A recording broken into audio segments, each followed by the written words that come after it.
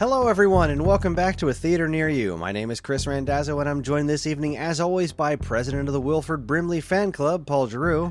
Watch Clark, and watch him close. He ate my Quaker oatmeal, and he took my diabetes medication. And disembodied spider head thing, Sean Doyle. What? What will come out no more? This month's letter was T, and my co-host here decided it was time for me to watch The Thing. Does this classic thriller still pack a punch? Let's find out. But first, how are you, gentlemen? Let me tell you guys, if way back when we started this podcast, when we did the letter A, if you had asked me, Paul, how many movies do you think you will suggest that have Wilford Brimley in them? I would not have said definitely more than one. That would not have been my answer. So I was thinking about that too. I know we haven't gotten to Chris's question or any of our intro crap, but I was thinking that too when I realized Wilford Brimley was in this. I was like, there must have been at least one other actor that's been in two movies we've watched, right? Or is Wilford Brimley now in a commanding lead? I don't know. I got to go back and look now. Yeah, Sylvester Stallone. We watched Sylvester Stallone watched like 6 movies. Well, yeah, but that was all like that was we only one picked episode. Rocky. Yeah, we only picked Rocky. Well, there's only been one Rob Schneider. There's only been one Pauly Shore. Which is a problem. There should be more Pauly Shore. Obviously, the demand is there. All right, like I'll have to without more IMDb everything Schneider. and like start a board. You know what I mean? Like start a like a crazy person board with the strings and the text. Yeah, exactly. a murder board. That's what I'm gonna do. Board. I want red strings going across my room with thumbtacks. Sherry's gonna leave you, and it's gonna be our fault. And then I'm gonna go. Do you guys know what this means? Like you have to like talk like that when you have a murder board. It means you're scaring your child, and I need you to stop it. All right, sorry. You asked how we're doing. I guess I'll go first. So I don't have a lot more to report since I saw each of you over the weekend. I guess since that time, I will say Chris's kid introduced my kid to a game called Goat Simulator, and this house has been nothing but Goat Simulator for like the past 3 days. It's nuts. Like he's just I'm so sorry. I know. He's like, well, when John showed him the game, he's like, Dad, this is the game I've always dreamed of. This is the game I've always wanted. And I'm like, all right, we'll get the Goat Simulator, you know. And now he's like licking people and dragging them into traffic, and it's disturbing. I had heard of the game before, and I saw a trailer for it on the eShop, and I watched it with John, and I thought it looked hilarious, but I was like, I'm not spending money on this. This looks ridiculous. What, you're gonna play this for 5 seconds and get bored? And then he kept asking to see the trailer for like a couple of months, and he never forgot about it. And for Christmas, I was like, you know what? You've earned it. You stuck with it. Goat Simulator is yours. It's on sale for $6. Goat Simulator is yours. So I ponied up the $6 and I bought him Goat Simulator, and he obsessively played it for like 2 weeks solid of just like it was just nonstop goat simulating. And his cousin now wants it. His aunt, my sister-in-law, messaged me earlier today about, you know, how does she find Goat Simulator on the shop so that she can buy it for him. And I'm like, wow, this is spreading like wildfire. Yeah, I'm sorry. Your kid is definitely spreading the word. Yeah, we didn't really spend real money on it. It was basically a Christmas present. He had a gift card that he got from my brother, but yeah, he spent it on Goat Simulator, and that's all he's been doing for the past for the past week. That's all he's been doing now. And then it's a weird game, but you know what? If it brings him joy, and that's what I kept saying to John. Like, he was really happy when he's playing it. So you know what? Fine. It's fine. It's no less annoying than listening to him watch dipshits on YouTube. So, and when you think about $6 versus hours of joy, I mean, dollars per hours of joy. That's a good return on that investment there. Yeah. Yeah. You bought him legit toys that, if you do the math, are not going to stack up. No, to Goat totally. Simulator. Yeah, he's going to get a lot more mileage out of this Goat Simulator. Yeah, and then I guess the other thing in the past couple days is like there's something going on with my eye. Like it's like I think it's like on the inside of my eyelid. I don't really know. I think it's one of those things called like a sty, where it's like a weird irritation, but then like your eye swells up. So I haven't been wearing my contact lenses because like I keep seeing this thing like underneath my eye where it's like swollen. I don't want to get to worse. So it's not swollen like, like it's not like cut me, Mick, cut me. But like kind of when I look I at understood that reference. yeah, see, now you get that. But like when I look at the bottom of my eye, like it kind of looks like remember in Empire Strikes Back before they put the CGI sorry, what's the word I'm looking for?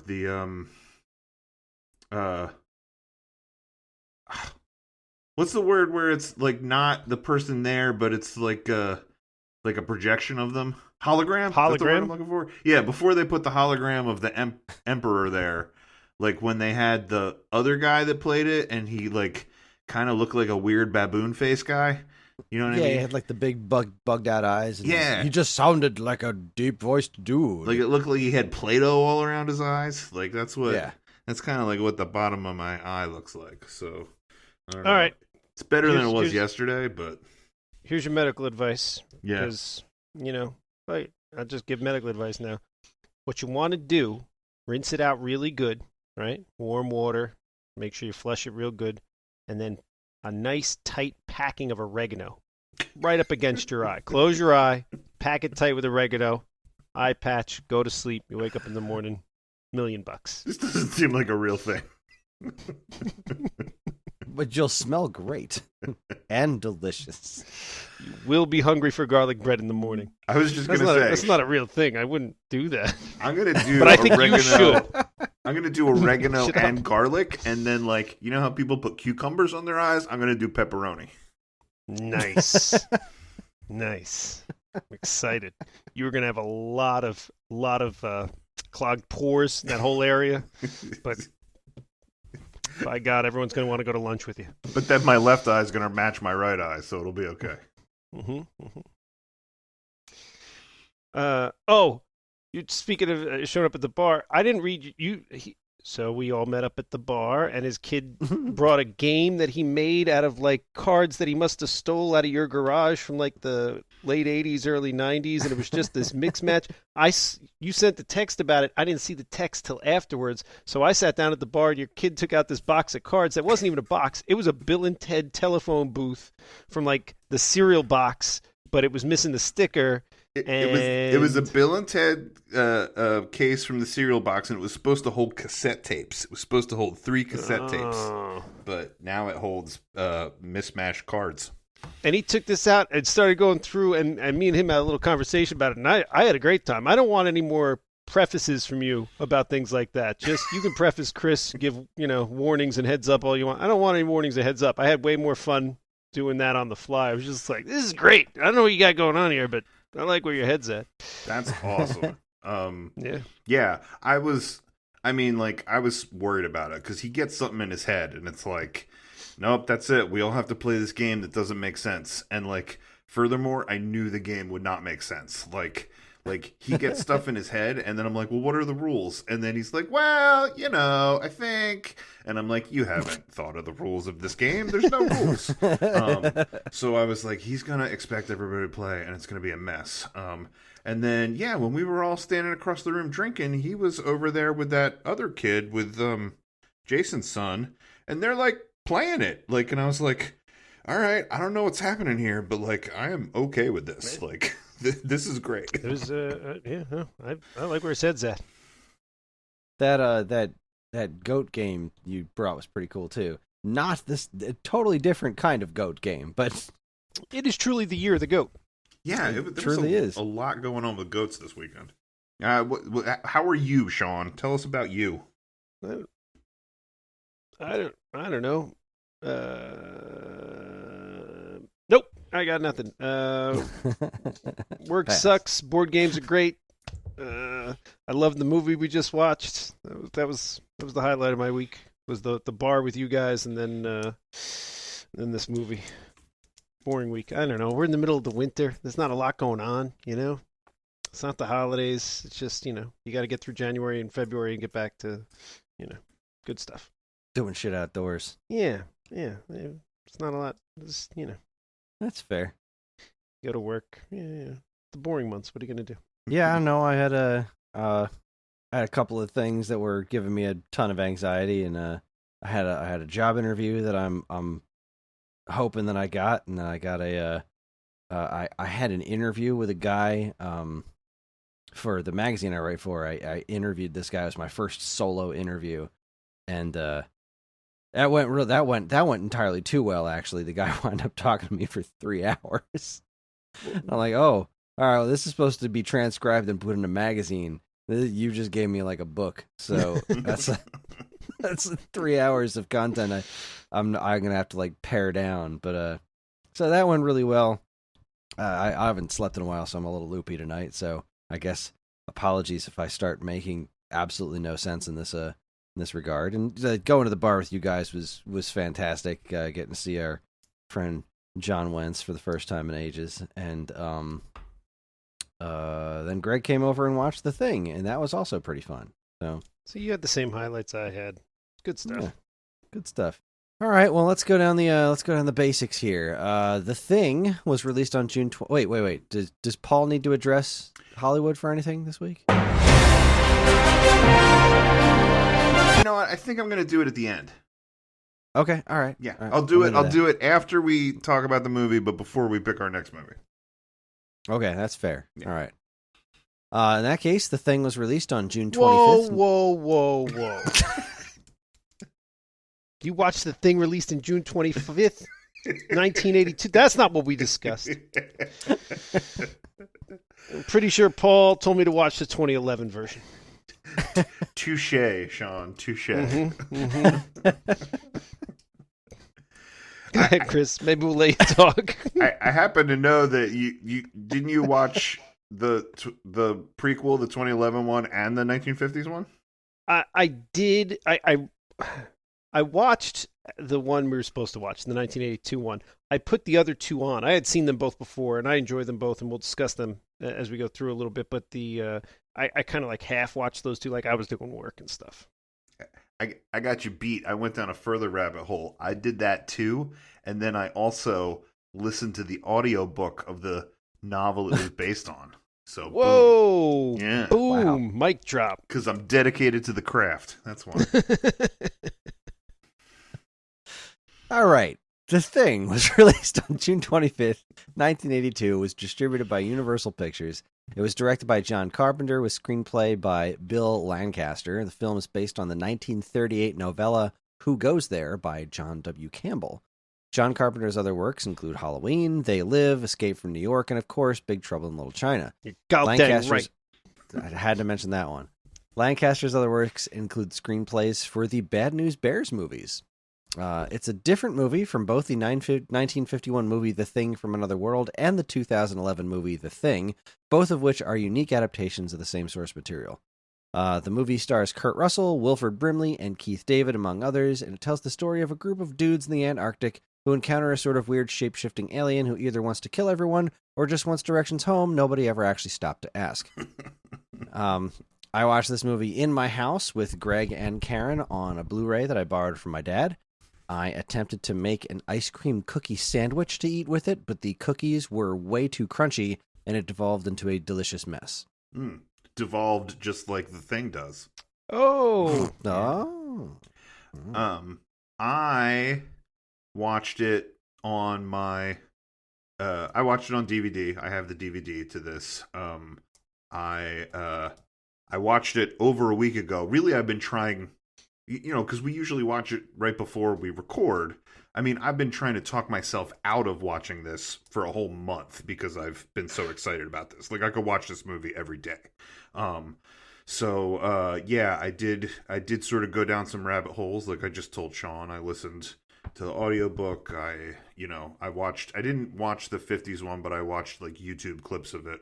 And then after I watched the thing, I also watched the prequel. And I thought we were recording last week, so I did all this last week. And then what I consumed during the movie, I put some thought into it this time, like Sean does. You know, Sean's always like talking about like I ate jelly beans and ham or whatever, and that's like the movie. I actually tried to put some thought into this. My brother-in-law gave us these hot chocolate balls. Like it's like you. Oh yeah. You put the I've hot seen chocolate ball in the mug, and then you pour like warm milk over it. Because if you pour warm water over it, it's just gross. So you gotta like heat up milk and pour warm milk over it, and then like it kind of melts, and then the hot chocolate and marshmallows that are all inside like permeate through the thing, and you stir it up. I kind of thought hot chocolate bomb. Yeah, well, I guess like the thing, like the bomb opening up, I guess that's more like Ridley Scott Alien than John Carpenter's The Thing, but like felt like that was sort of applicable. And then also I just felt like everybody in this movie needed a cup of hot cocoa. So that was another reason I chose it. And I'm going to tell one further part of this story. And my wife is going to be mortified that I told this on the podcast. She was remarking about how long it had been since she's seen this movie. Then she kind of like looked down and stirred her hot cocoa. While she was doing that, I took the time to implement my joke. So I implemented my joke so it was ready when she looked back up. So it went like this. She said, "Wow, it's been a long time since I seen The Thing." She looks down. She stirs her cocoa. Oh, no. I put my joke into play. She looks back up, and without missing a beat, she goes, "You should put your pants back on." So that was how I watched this movie. Well played, sir. Well played. Did you put your pants back on? Of course not. It's his home. Yeah. We're all recording without pants now. Honestly, when Greg texted that in the chat, that was like, you should all record without pants for the Patreon, I was like, that's perfect for The Thing. We can all be The Thing. Oh, speaking of Greg ate, and this I thought was very strange. I didn't mention it at the time, but he had a box of those little Valentine's candy hearts. That was his snack. The little ones that like little chalk things. Yeah, I know what you're talking about. It's not Valentine's Day yet. It's not Valentine's Day yet, and I didn't know people voluntarily ate those. Well, also, especially not out of season. It really took me aback, and yeah. I didn't say anything. Did he have them left over from last Valentine's Day?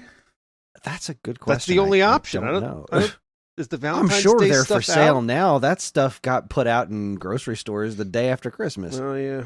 All right. I you know what? I'm pretty sure they don't make them since that's the joke, right? They haven't made them since the 60s. It's the same ones. They just keep they don't, it's chalk and sugar. So whether he bought them this year or last year, the ones he's eating were probably made in the 80s. So it doesn't. And who cares if he held on to them for a year? Be mine. Stay cool. I don't know what this kind of stuff they say. I bet if you could get a box from when we were kids, there's some inappropriate stuff on those hearts that's no longer on those hearts. Suck it. Go to town. Eat my shorts. I don't know. Ay caramba. Yeah. I watched it on our the TV we won in the video arcade, and I ate.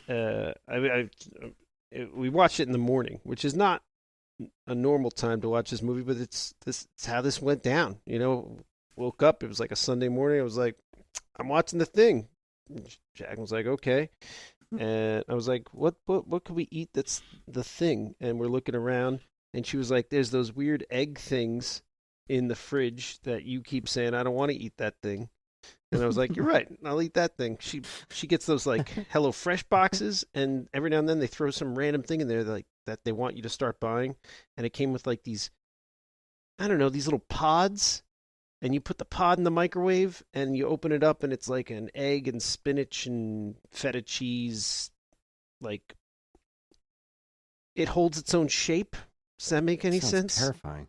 Like it's in a plastic thing that you kind of like peel open and it plops out on your plate and it holds that pod shape once it's cooked. It was all right. Okay. It was definitely best described as an egg thing because that's where it was. And whiskey because it was the weekend, so fuck it, eggs and whiskey for breakfast while I watched the thing. Real whiskey. That's R.J. McCready style. Yeah. Not what does he drink? Does he drink Jim Beam? What's he got in there? I don't remember now. He drinks some shitty whiskey. I had nice whiskey. I'm fancy like that. Well, I think a lot of times when we unpack these movies and we start, like, first of all, we're always all over the map. Like, we talk about the end of the movie, and then we talk about the middle, and then the beginning, and then the middle again.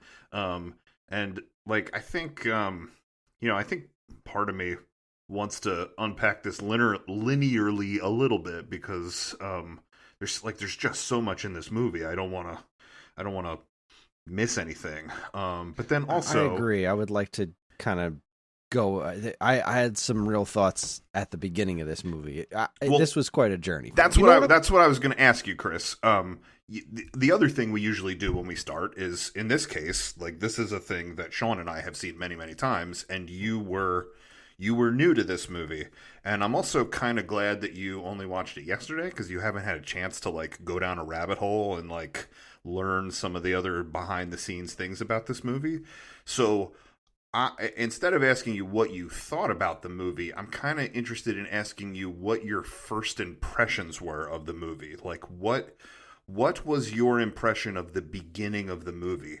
Because I can't unsee this movie. I can't go back to before I saw it, but I can only imagine being, like, knowing a little bit about the movie, and then it's about a monster, and it's a horror movie and whatever, and then starting that movie with the men in the helicopter shooting at the dog.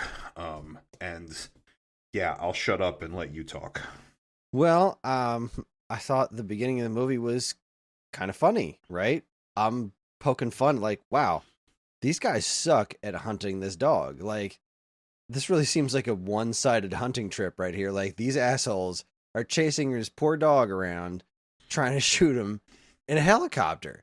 And, like, it kept escalating. I'm like, Jesus, like, in order to have a helicopter and chasing after this dog to try to hunt it, these rich assholes, they must have done this before, right? How are they this bad at shooting this dog?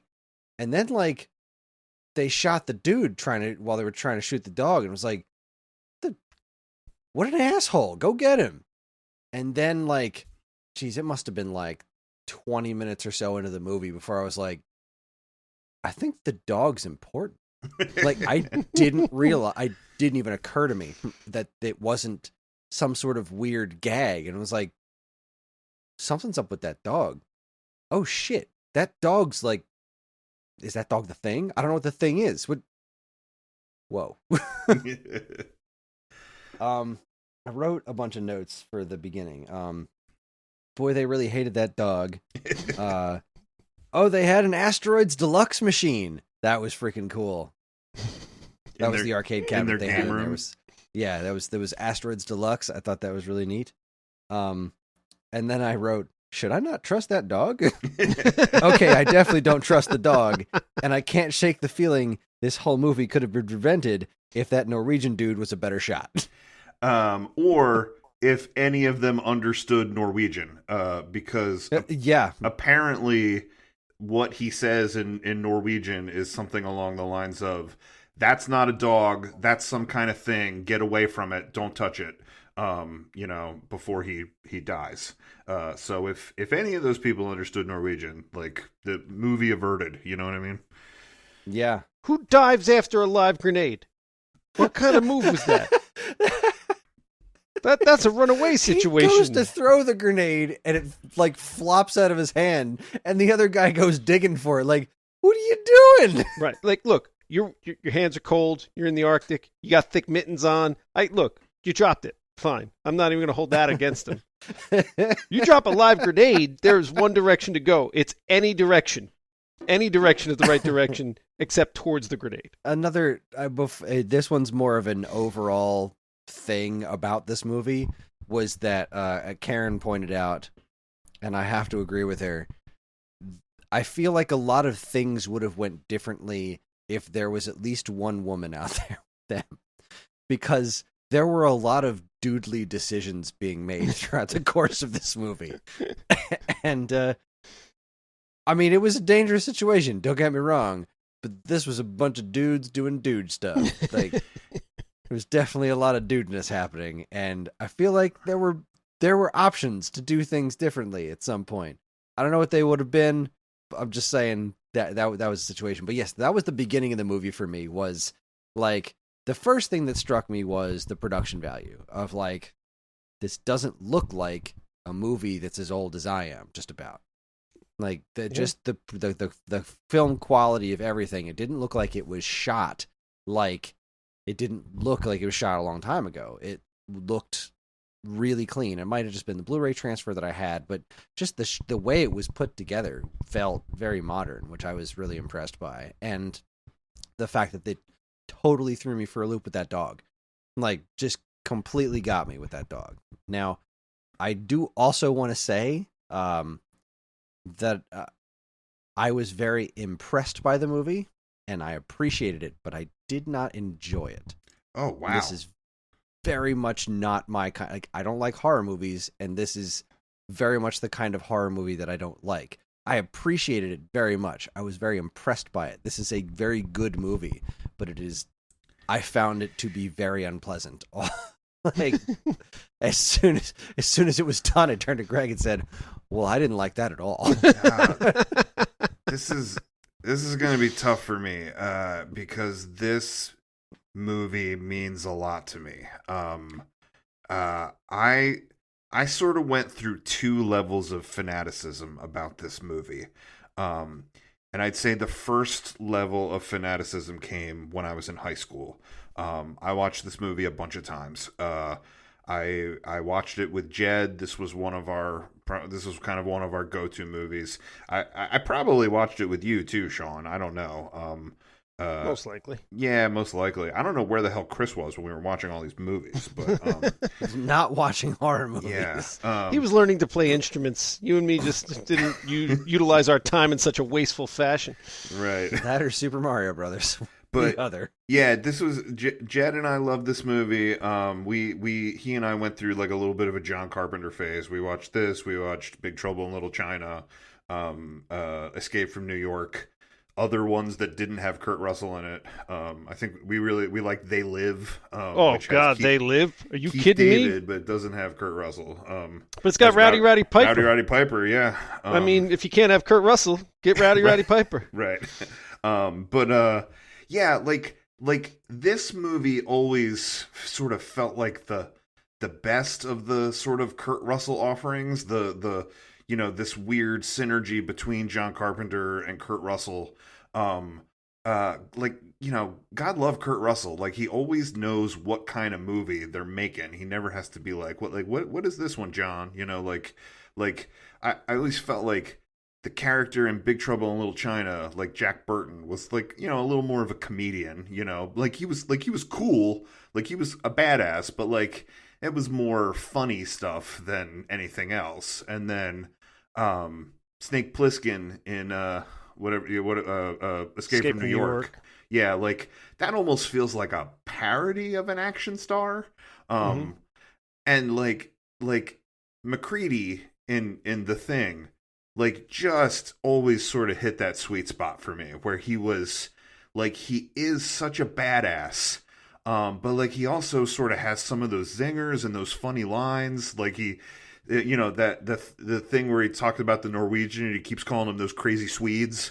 Like there's funny stuff that he does because it's just like, he's McCready and he doesn't care. Like he's too cool to get this right, He super underplays it in this, whereas those other two characters you pointed out, those are, I mean, look, Big Trouble in Little China is Kurt Russell, right? I mean, that movie is just, it's it's him. That movie is not a thing without him. And then Snake Plissken is way over the top in the direction that Snake Plissken is. McCready, I think you're right. I think he nails that sweet spot by underplaying it. He's not overly comedic. He's got a couple mildly funny lines about, all those crazy Swedes or whatever.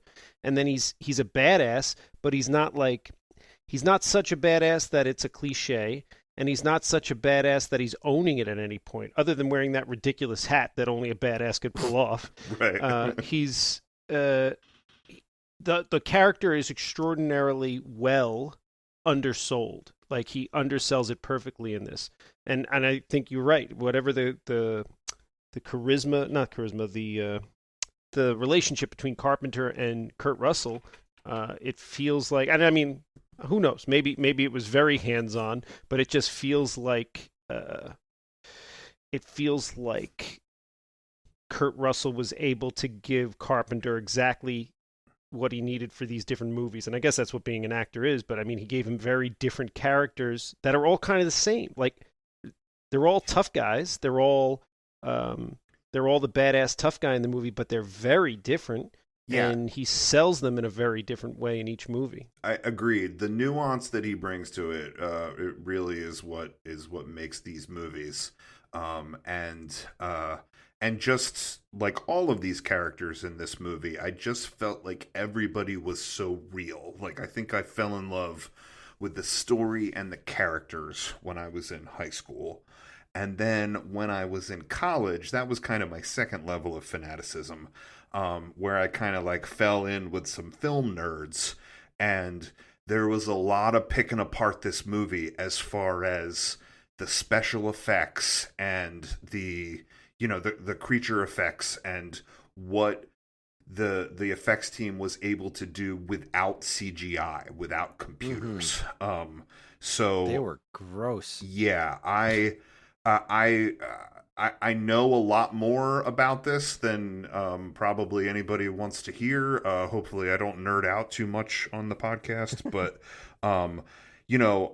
I've watched a lot of like behind the scenes things and stuff like that, and then some of what I know, and like I'm by no means the expert, but like some of what I know I've put together from watching it a bunch of times. And so like I say to myself, like, all right, well, they must have had at least 3 different animatronic heads, and this one worked this way. So like I guess I've always been thinking like what I know about the effects, and then thinking about it and being like, ooh, how did they do this, or how did this part get done? So yeah. In regard to that, so a couple things. Number one, we're in the sweet spot right here. I mean, this is 82, which is a little on the early cusp of the bubble. But by 94, Jurassic Park, 93, and then like Terminator 2 was like 92, I think. Mm-hmm. By the time you hit like the early 90s and then forget about it by the late 90s, CGI is controlling the special effects universe. I mean, there's still some practical effects at that point, but Terminator 2, Jurassic Park, that's it. CGI has won the war. Star Wars Episode 1 really pushed that over the edge. In 99? In 99, Jar Jar Binks, and that was kind of the end of it. Then everybody was like, nah, fuck practical effects. We're just doing this now. It's over, right. Yeah. So, I mean, the late 80s is about the height of practical effects, right? They've stood on the shoulders of the giants before the new era begins, right? That's as far as it got. They were a little ahead of their time in 82 here. I think they were, this is the beginning of the crest, the beginning of the ultimate practical effects, right? And then 2 other things in rewatching the old one, so let me sum up the old one I'll do the old one, you do the new one, Paul. Sure. Just for Kris and the listeners, and we'll do it in I'm going to give myself 60 seconds. The original 1951 thing, people in the Arctic, they find a UFO, they dig out a body, the body melts, gets free, turns out the body is an alien, it comes back to life. It's not a shapeshifter, but it is made of vegetable material, so it grows like a vegetable, cellularly speaking. And there's this big, scary, the Thing, walking around, and they beat him up, and eventually they electrify him, and they kill him. And of course, as a scientist, is like, we shouldn't kill him, let's help him. And then, the Thing just beats everybody up and kills them. All right, so that's that movie, right? Now, I say that in very quick, brief synopsis to say a couple important things about it. One, I in watching stuff on YouTube, I found that apparently that was the first movie where they did a full body burn, right? Which is a practical effect of sorts. It's a special effect. You got a guy fully on fire. Which I realized then that they did that in this one too, so it's a nice way to pay homage to it, right? They really reached back and touch the root of the old one.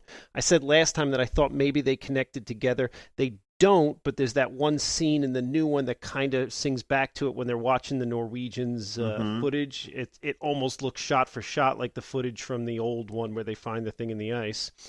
And I think that was John Carpenter. I think that was homage. Tipping I think his that hat, was John right. Carpenter. Yeah, I think the body fire was too. Not that it didn't work in well, but I mean they did the guy completely lit on fire and then he runs out into the snow, which is what they did in the 1951. Almost shot for shot on that part too. I think Carpenter was tipping his hat a bunch to the old one. And in rewatching the old one, the thing the old one got right. Was it was great, and you mentioned about this one, and this one got it right too. It was the characters. The characters were believable. It was they just there was like a charisma between them. Like you bought it. You bought into instantly. You bought into this group of guys and who they were. They didn't all get fleshed out before they were killed, right? You didn't get 100% fleshed out on each character before they started getting wiped out, but you got enough of each one that it felt cohesive. You felt the camaraderie. You felt the relationships between them. And the old one did a good job of that too. There was a little less killing in the old one. I think most of the people survived. There's only a couple people who didn't. But it was, especially in the 50s one, I mean, science fiction wasn't known for doing a great job with character development and stuff. And they all did a really good job of just being the characters that they were. And this 1982 one did the same thing. Like each one of the characters did a great job of being who they were. And I think that goes real far into drawing you in when you're about to get hit with some out of this world stuff. I think the best example is probably Abyss. That movie, if it didn't have, I don't know if you guys have seen The Abyss. Yeah, I've seen it. It's a sci-fi movie. It's so character driven. Like, I think if it didn't have such a great cast that did such a good job selling you on who they were in the beginning, that movie would have fallen really flat. And instead, you got. I mean, I love that movie. I think it's phenomenally well done. And just to let Kris know, the old one did have a girl, and she did add a lot. She was good. You're right. Listen, real quick. I know you want me to talk about the new one, but I have so much to say about what you just said, and I also, at some point, we need to circle back and talk about the characters because I have like a whole thing I need to say about the characters. But Sean, your unpacking of this 50s one, so. John Carpenter grew up on the 50s one, on the 1951 movie. Like he watched that as a kid, and then in the 80s, this was a thing that he wanted to, do his own version of. So, and this sort of ties back to what we were talking about with the beginning of the movie and the dog. So, in the book, which I didn't know any of this. Like, I know a lot about this 1982 movie. Before we started doing this podcast, I didn't know a lot about the history of the story. And I found a lot of really interesting things in my deep dive. So the John Carpenter's one is really close to the book more than any of the other ones. The book, all these characters, MacReady, Blair, Dr. Copper, Gary, like a lot of John Carpenter's characters are in the book. And, in the book, they find the spaceship, they dig up the creature escapes from the block of ice. then it starts infecting people or whatever. Similarly to this movie, Blair gets very paranoid. He tries to sabotage things. He doesn't want the infection to spread. And at one point, they decide they're going to do a serum test, that they're going to mix infected blood with blood that's not infected and see the chemical change or whatever.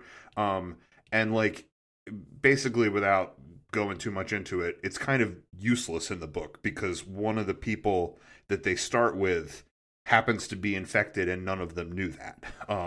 So like the serum test is kind of pointless. And then they do the blood test. But I think in the book they do it with electricity instead of fire, which is kind of something that happens in the 50s movie, that they like electrocute that monster at the end. Right. But like the book is, it's this like paranoia. Who is it? Who isn't it? And the 1950s movie didn't know how to do that. They didn't know how to make this threat that was this existential thing that could have been anybody, which was why they kind of made it into this like Frankenstein monster or, vegetable Frankenstein thing. But by the time the 80s rolled around, like John Carpenter felt like he could do this, and he wanted to do, the book that he loved. You were saying that the spaceship, the Norwegian footage is basically almost the same thing as the 50s movie, that they circle up around that spaceship, they find the spaceship, they're like, it's this big, blah, blah, blah, oh, here's the hole in the ice. But with this movie, with the 82 movie, the choice to have that done by that Norwegian team and to start the movie with the helicopter and the dog, I think is so smart, because the action is already happening by the time you figure out that the thing is among them. Like, like the differences that this movie made, I think, is what makes it so compelling. That you still get the spaceship, you still get the creature burst out of the ice because they go to the Norwegian camp. But the fact that this story is already in motion when they figure it out is, I think, one of the best parts of it.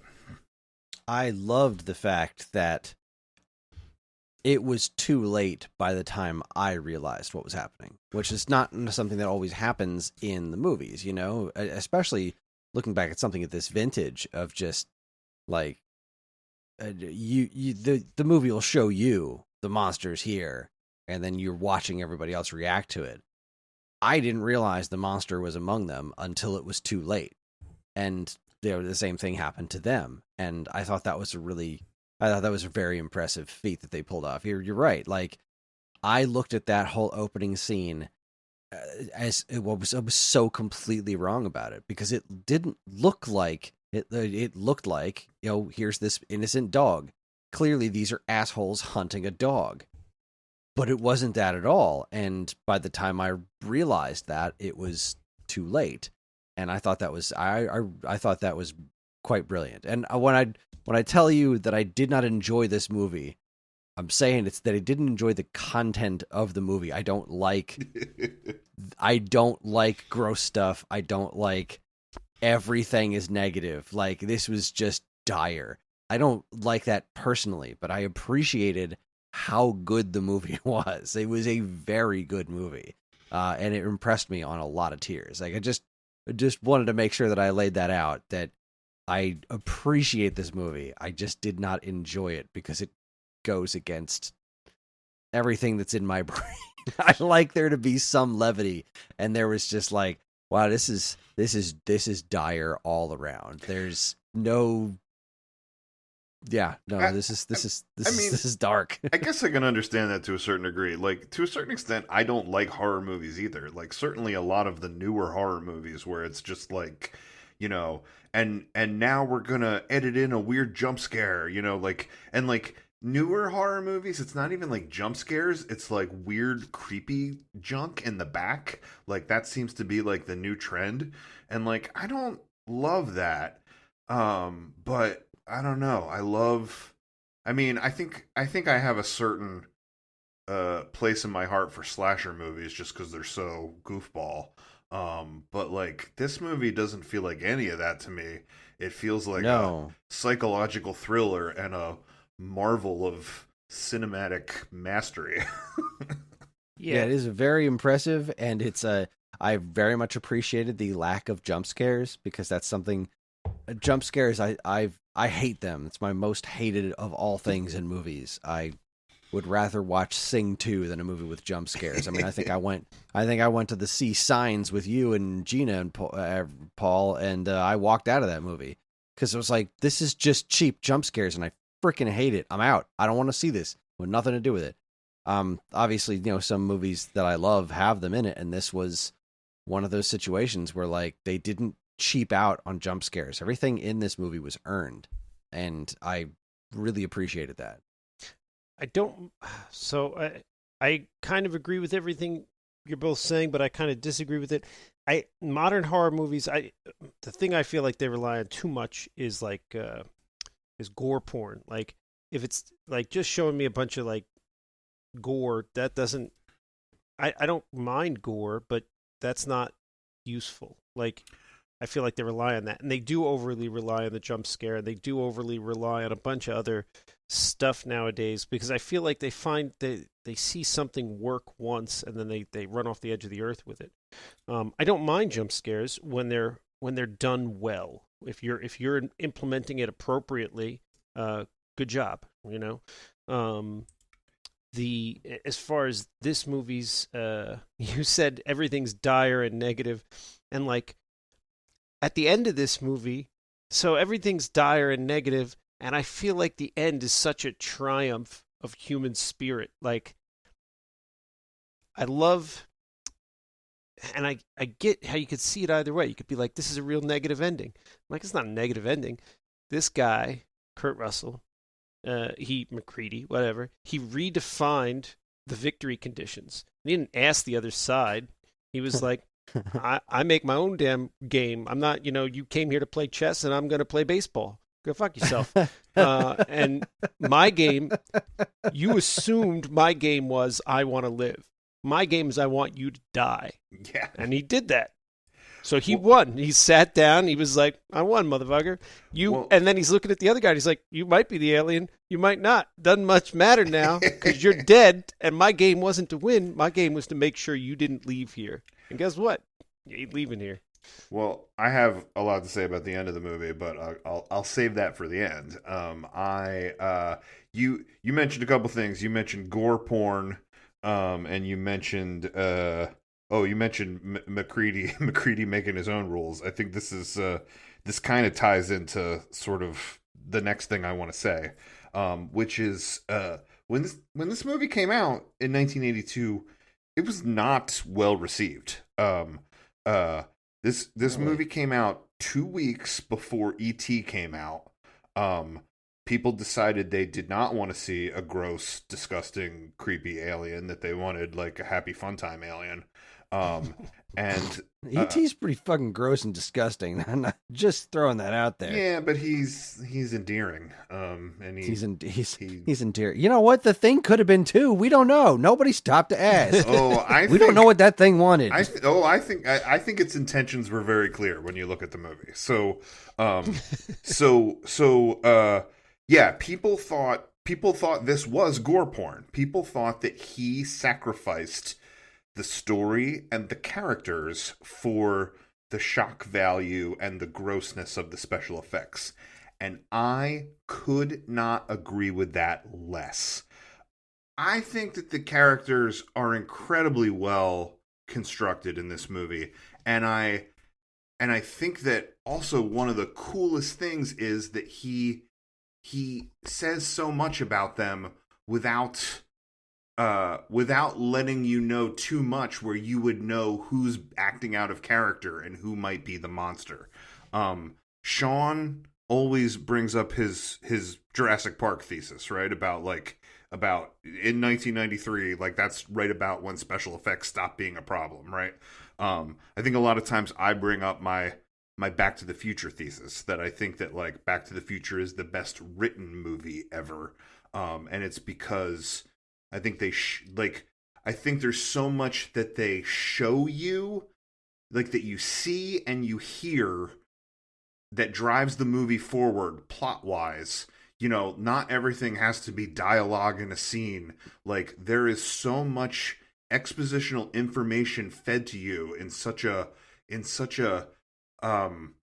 effective way that it just keeps the story going until you get, you know, the next thing you need, right? Like think about the opening of Back to the Future, right? How like they could have just done credits over you know, McFly skating behind the truck, right? But like instead, like he walks in and you see all Doc's weird inventions, and you see the newspaper articles, and then the TV says the thing about the stolen plutonium, and then you see the plutonium under the bed. Like there's so much, you know, just by the first couple, you know, minutes. And I think that like everything that he gives you with these characters says so much about them. Like MacReady, if this isn't an analogy for the movie, the first time you see MacReady, he's playing that chess game, and then he claims that the chess game cheats, and he just dumps his whiskey in it. You know what I mean? Cracked me up. Like, how expensive was that machine, and what else did it do besides play chess? And he just fucking roasts it right there. Right, but like that's exactly what Sean just said, right? Like you thought we were playing chess and I was playing baseball, right? Like you know, like the thing thought that it was playing by a certain set of rules, and MacReady's like, I don't care about your rules. I'm gonna dump my drink in the motherboard. You know what I mean?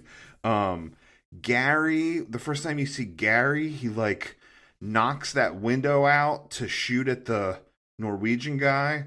So, like, you already know he's incredible shot because he could shoot a Norwegian in the eye from 60 yards away or whatever, you know. But, like, you also kind of see that, like, he's in charge. He's kind of a dick. Like, he's trigger happy. Yeah. That was the thing that jumped out at me. Like, this guy is waiting for an excuse to use his gun. One of the other guys, it's a throwaway line, but one of the other guys, like, as there's a bunch of stuff going on, he's like, oh, Captain finally got to use his gun or whatever, or Colonel or whatever he called him, right? Right, yeah. And, like, these guys aren't in the military. So that told you so much. It told you about the guy with the gun, but it also told you a lot about the guy saying the line, because he's being sarcastic and, there's important stuff going on, and he's still taking pot shots at this guy who's a little uptight, a little bit rigid, a little bit quick to fire a gun. Yeah. But yeah, I can't agree more. And you know what? The 1950s one is a good parallel to that. But I mean, in the 1950s, everything was exposition. There was so much exposition in old sci-fi movies. So I'm not blaming that one specifically, but when you look at both of them, you're like, yeah, they got so much character work and world building done with so little with so little dialogue and so little waste. Yeah, I mean, I could go on and on. Knowles, the cook, with the boombox playing Stevie Wonder, and he's on the roller skates, and the guy tells him to turn it down, and he turns it up.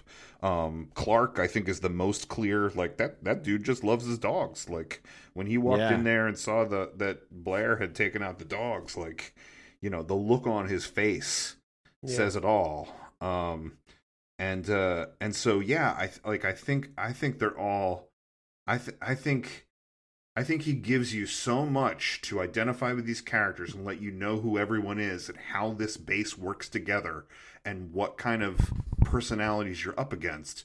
But I don't think he gives you so much that you don't know who's acting different. And my example is Patient Zero is either who is it? It's either not Windows. It's the guy with the denim jacket who was on the couch and he turns after they touch his blood with the thing. Or it could also be Norris, the guy whose chest opens up. Right. Palmer is the other guy. It's either Palmer or Norris who is patient zero. I happen to think it's Norris. I have my own reasons for thinking that. But like at one point, when he clearly is one of them, they offer Norris the gun. They're like, who should be in charge? Like, and they all vote for Norris. Norris should be in charge. And like he goes, no, guys, I'm not comfortable, And like at that point, we don't know if that's in character or out of character for Norris, but we do know that it's in character for the Thing. That the Thing doesn't want to fight. It wants to slowly spread and infect everyone. Like, it will do whatever it can to hide itself and preserve itself and not get everyone's attention towards it, But then when it gets people alone is when it spreads. So, like, I don't know. Like, that's just, I think it's fascinating, the thought that he put into how much he gives so that you don't know who's who. Agreed. Yeah. All right, let's keep moving. What's the next part of the movie? Well, I guess if I'm crossing off my list of things from the beginning of the movie, I'll just say, I was surprised to see that spaceship at the beginning of the movie. Like, that's a thing I didn't really remember, that you see the spaceship. Like, I don't think you need it. Like, I think it's kind of stronger when it starts and it's just the helicopter and the dog. But the kind of the thing where the background sort of burns away and you see that iconic lettering that says the Thing. That's something that they also did in the 50s one. So I think John Carpenter was trying to pay homage to it. But that is done with a fish tank full of smoke. And they wrote the Thing on the back of the fish tank. There's like cut out lettering that says the Thing. And they pointed a light at it. And then they put a plastic trash bag over the back of it. So they burned away the trash bag with a match, and then the lettering kind of burned away, and you saw that like smoky lettering that said the Thing. So it's just another one of those things where we attribute so much to computers, and like this was the shit they were doing. Like, they were like, get a trash bag and a match, or they were like, how do we do this monster? Like, let's get some latex and some wax and some KY jelly and some mayonnaise and some fire, and we're gonna burn it all up. You know what I mean? Like, it blows me away. Yeah, absolutely. Yeah, I do love the lettering in the beginning. I agree with you. I don't think you needed the UFO in the beginning. I'm not exactly sure why they did that. Again, maybe just to pay homage to the original, but I would have just let that go. What's some stuff from your list, Kris? Because I'm gonna go on and on, man. Well, I mean, the next thing that I wrote down, because like I was riveted by the movie. Like, I stopped taking notes for the most part, except for when something truly absurd happened, and that didn't happen very often because, like you were saying, the characters were all very believable. There were no caricatures.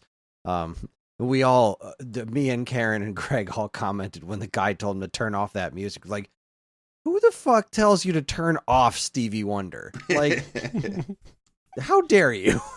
But the next thing that really jumped out at me was when Wilford Brimley's doing the autopsy. He's just in there with a pair of rubber gloves and nothing else. There's no protection going on, no glasses, not so much as an apron. This is a weird alien mutant. He's just like, fuck it. These gloves are good enough. Let's see what's in here. Let's go digging. I thought that was hilarious, that on a lot of levels, there was a complete lack of any safety standards for like anything on this base. And I don't know if that was... struck me as like kind of doodly, or if that's just kind of the way it was because of budgetary constraints. But like the autopsy in particular, like, this isn't... why is he even letting other people in the room? They're not even wearing a mask. Like, holy shit, you're dissecting an alien, and Wilford Brimley's just like, caution to the wind. I'll get this shit all over my clothes. I don't care. I don't know what it is, but fuck it. I got rubber gloves, so my fingernails are covered. I thought that was hilarious. Yeah, I think part of that, I think we overestimate. We think that I think that we are comfortable in our current standard of how the world works and assume it's been like that for much longer than it actually has. Like, I don't think cleanliness standards and biological contamination, other than at the highest level in like the CIA, who's down in Georgia, the CDC, The CDC. the CDC or something like that. I think if you go back to the 50s or 60s or even 70s and walked into a hospital, I think you'd probably be appalled at what was going on. And this is like 82. So Yeah. that is a stone's throw from the 70s. And I'm pretty sure if we walked into a hospital in the 70s today, if we traveled back in time, we'd be like, yo, this is fucked up. Like, we just assume we've had a handle on this, but we really haven't. We were doing things definitely into the 30s and 40s and 50s. We were doing things very wrong. In World War II, they were giving guys bottles of crazy glue. That was liquid stitch. You would just pour that in open wounds because it would stop the bleeding. That's not okay at all. Like that was in your pack in World War II 45, right? So I know this is 82, but it's I don't know. I think a lot of that is just the 70s were not as advanced as we like to believe they were. Also, Wilford Brimley just had to get in there because he was like, there's Quaker oatmeal in this creature. Gotta bust it open and have some. Everything like about the safety standards were like, I get that. That's 80s. It was like, I cannot imagine being anyone during any time period. Like even when you watch really old sci-fi movies, there's usually like glasses and an apron at minimum when you're about to cut into an alien. They're just like, at the very least, I might want to wear this shirt again. And Wilford Brimley, he didn't even have long sleeves. He's just like, fuck it. I'm going for it. I don't know what this is. And I'm just going to slice them up and find some oatmeal. Well, Kris, since you only watched it yesterday and didn't have a chance to go down a rabbit hole, what did you think about Wilford Brimley? What did you think about his character, his tactics, and then when and how do you think he became assimilated? I don't know. I figured that when he was in there busting up the machines and everything, that was him. He wasn't assimilated yet. He was just trying to stop this from spreading. That was his way of kind of just making sure that nothing leaves here. Agreed. But Sure. But as far as when he actually gets assimilated, I really don't know. I have absolutely no idea. So there's some controversy about this, and I think it's because his character acts so paranoid for most of the movie, and kind of for the things that you're saying, that he's like doing that autopsy and he's in there touching things, and that, at a certain point they go, they say, ooh, like, we don't know how this thing spreads. We should all eat out of cans and we should be careful and not share food or drinks or whatever, right? So the one of the reasons I think that that Norris was patient zero, that Norris was the one that was assimilated by the dog, is Norris was the one that got bit under the table, right? Norris was the He was the one that got shot. He was the one who had a heart attack, and then when they went to use the defibrillator, his chest opened up and like ate the guy's arms. Right. The like curly. I assumed guy. the first guy that was the guy who got bit by the dog under the table, right? Because he had the gunshot wound on his leg, and then you heard like him, "Ow, dog," or something like hit where he was cut open, and I assumed he was the first one. Is that Bennings? I don't remember. I don't remember who he was. So sorry. I'm asking you, but I know a lot of this. The patient zero was either Norris or it was Palmer. Norris is the dude whose chest opened up, the curly haired guy, and Palmer was the like smart ass asshole guy that was always smoking weed. He was like an engineer or something like that. He wasn't one of the scientists. But I think it was Norris. So again, like there's so much controversy and like nerd talk about this online. Some people think that Palmer couldn't have been the thing because after the dog infects that person, where you see the dog walk into the room and you just see the shadow, which, by the way, that shadow is like a completely different actor than anybody in the cast. Like John Carpenter didn't want you to know who it was, so he didn't want to use any of those people and see their shadows. That's awesome. He found a totally different guy. But anyway, after that patient zero gets infected, there is that one scene where Palmer and Childs are like watching a game show, on VHS and sharing a joint.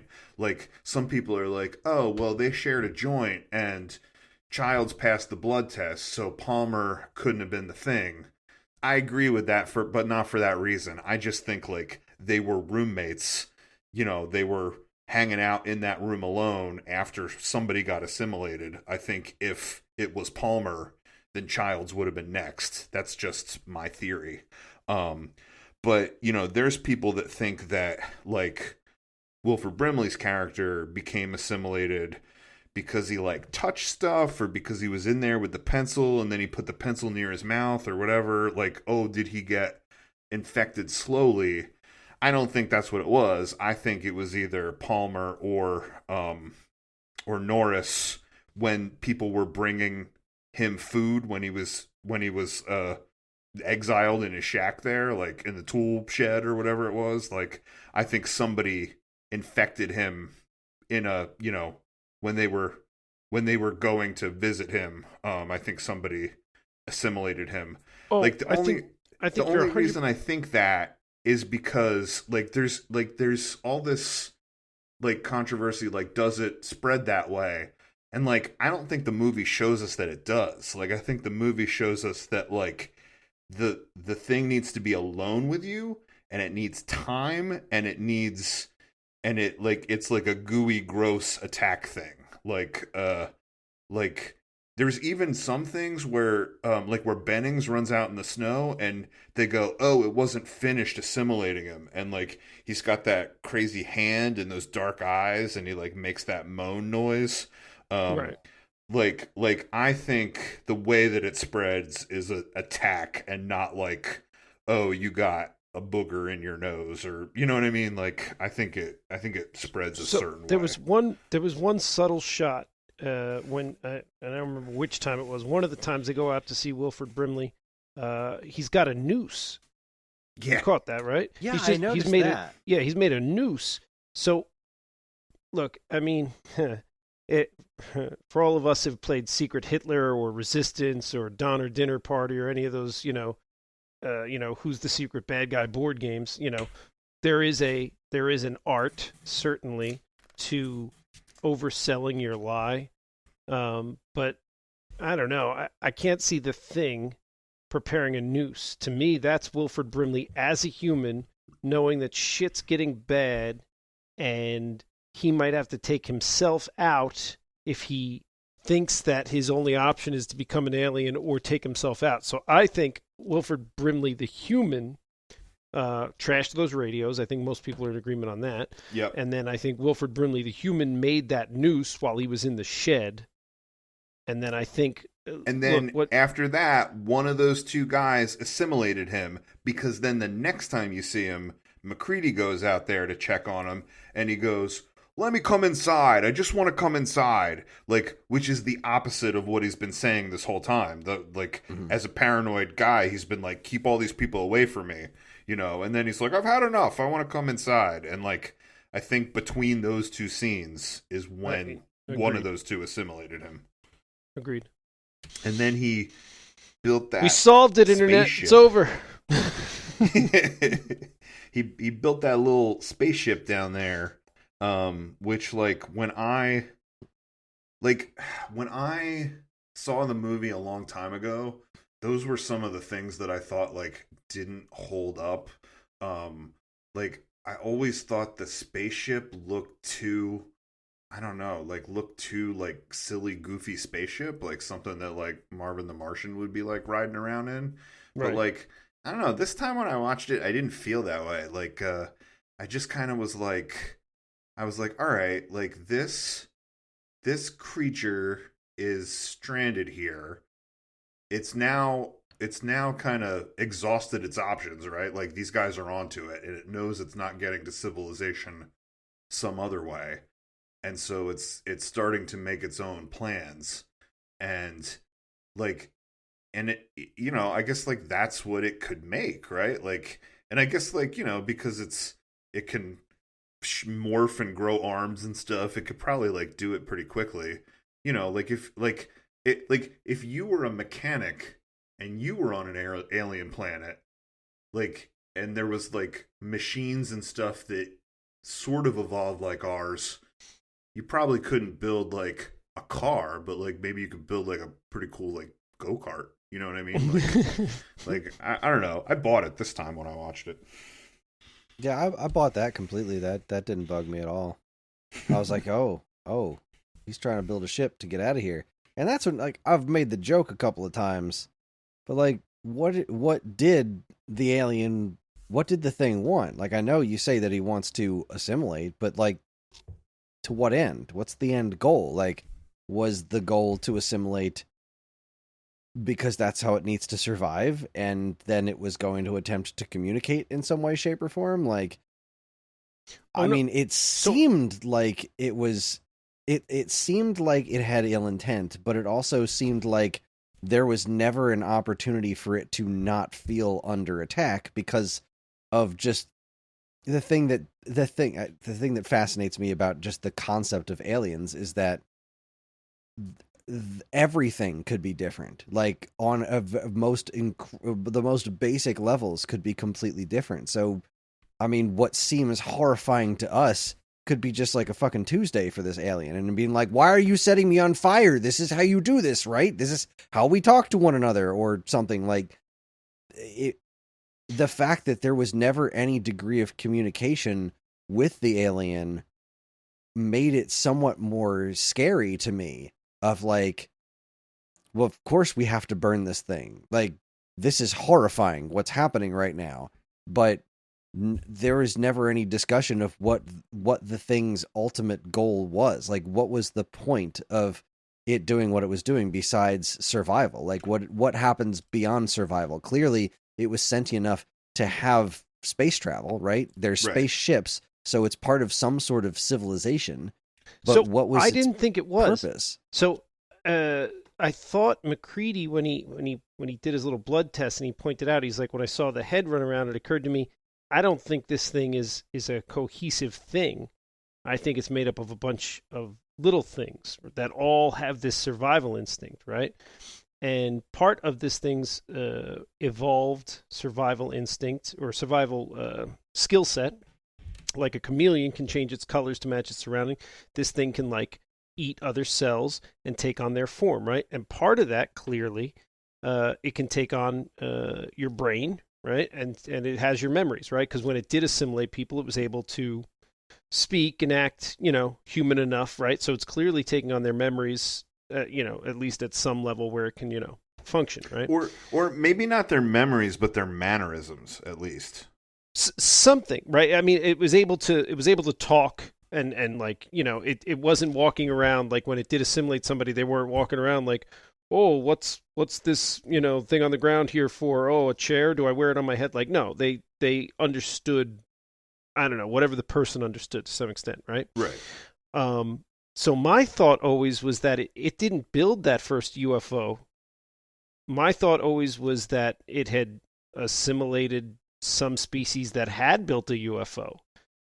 Like, oh, so this is some sort of alien parasite thing, right? That because killed whatever was in there to begin each with. little part is just trying to survive. That little blood thing, if it was a cohesive being, when Kurt Russell burned it, it wouldn't have jumped up and did what it did because it gave away the rest of its person. So this is just like a very cooperative collective right? Like the Borg on a cellular level, right? They're all working together, but they are all trying to survive. And it's taking on the knowledge of everybody it eats, and it's taking on the form of everybody it eats. And again, you said ill intent. I don't know. Do we have ill intent when we eat a cow? I don't think we have ill intent. It's, I think it's a survival issue. But if you're dealing with a creature whose only, or at least primary goal is survival, well, then you're kind of automatically pitted against it, right? It's, And if, its primary goal is survival because it wants to do it quickly and effectively without being found out. It doesn't want a conflict. It doesn't want them, I mean, it can, grow tentacles and like open its head and eat people and stuff, but like it doesn't want to do that if it doesn't have to. It wants to spread slowly and effectively. I guess that's like its biological imperative to just keep spreading. And I guess that's where my question comes in, because like, okay, at what point was this alien shown anything but hostility because of where it landed? I mean, these are all dude bros that were, their first instinct is kill the thing. Like there was never anything but hostility once it was found out. But and I'm not it copied their friends, like it didn't exactly. Go, like, I'm not saying it wasn't justified. Yeah, I'm just saying like the thought process could be maybe wherever that thing's from, that's just normal. And again, it's just a weird thought exercise whenever I think of like the concept of alien life. It's like, well, we could be wrong about literally everything. Things that could be terribly horrifying to us as a species could be just the most average thing in the world to them for who knows what reasons, and that's kind of where my mind went with this whole thing, half jokingly, but also kind of like a just an interesting thought exercise. Like, I don't blame anybody for reacting that way. Like, none of of course the characters would react that way because everything seems hostile, but there was never the fact that the alien clearly didn't want to always do these things. Maybe the reason that it only wanted to spread and get the fuck out of there as quickly as possible because it knew it was in danger, because it knew there was no way it was going to be able to communicate with these people. Like, it came and did its thing and then saw how they reacted and was just like, okay, these people are not rational. This is not a society that we can mess with. We need to get out of here. You're not the scientist from the 1951's movie. In the book, this was something they also didn't use from the book in any of the other movies or iterations, and I think it's probably good because it's stupid. But there was this thing from the book where like it could only assimilate something that was smaller than it, so because it only had enough cells to like if it tried to assimilate something that was bigger than it didn't have enough cells to copy every of their cell. So like that in the book, that's why it went to a dog first, because it was smaller than the humans. And then, there was some left over where it could go to something else or whatever, which like then you get into like really weird math equations of like how the thing spreads, which would have been weird. But Sean asked me to talk about the 2011 one, the prequel. I did watch that because I saw it when it came out in the movie theater, and mainly I saw it because I love the original, so I was like, of course I'm going to see this prequel.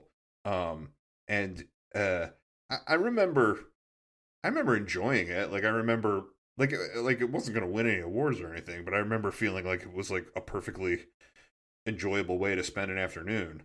When I watched it this time after I had just seen the 82 one, it does not hold a candle to it. Like, it's just checking boxes. Like the CGI stuff looks really CGI, and it doesn't look cool. Like, it doesn't look like a cool monster. It just looks, I think you see so much that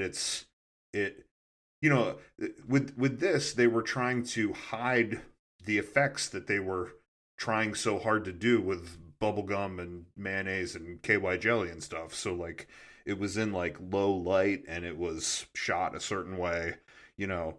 Now that you can use computers, they just did like they're just like, oh, make tentacles come out and make his chest open and eat that guy, and it kind of was crappy.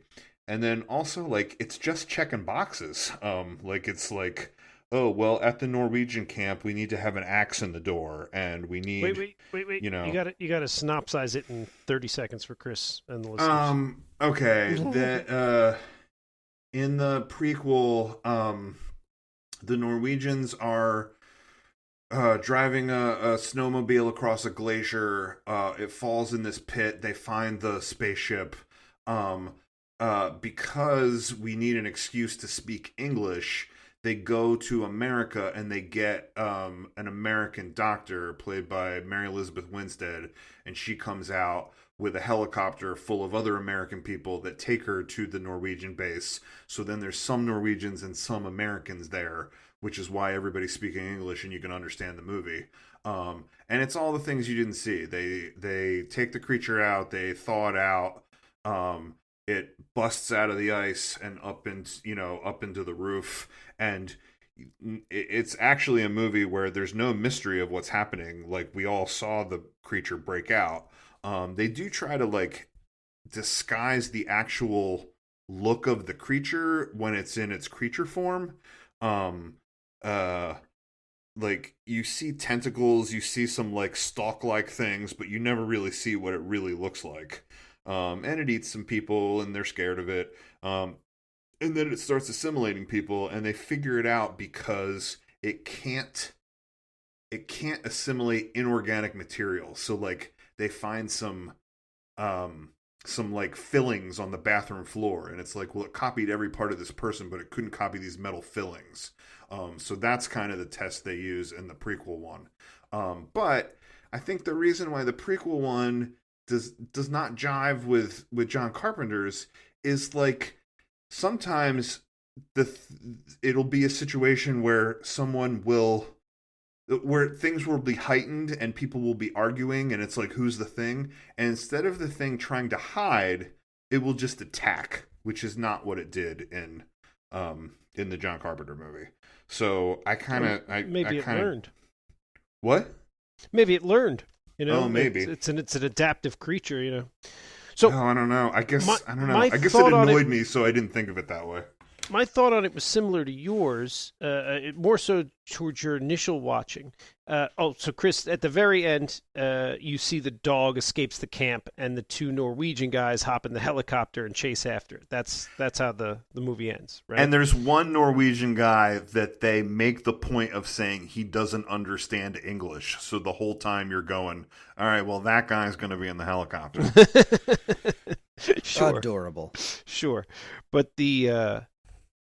so when I watched it, it doesn't hold a candle to the first one. I knew that the first time I watched it.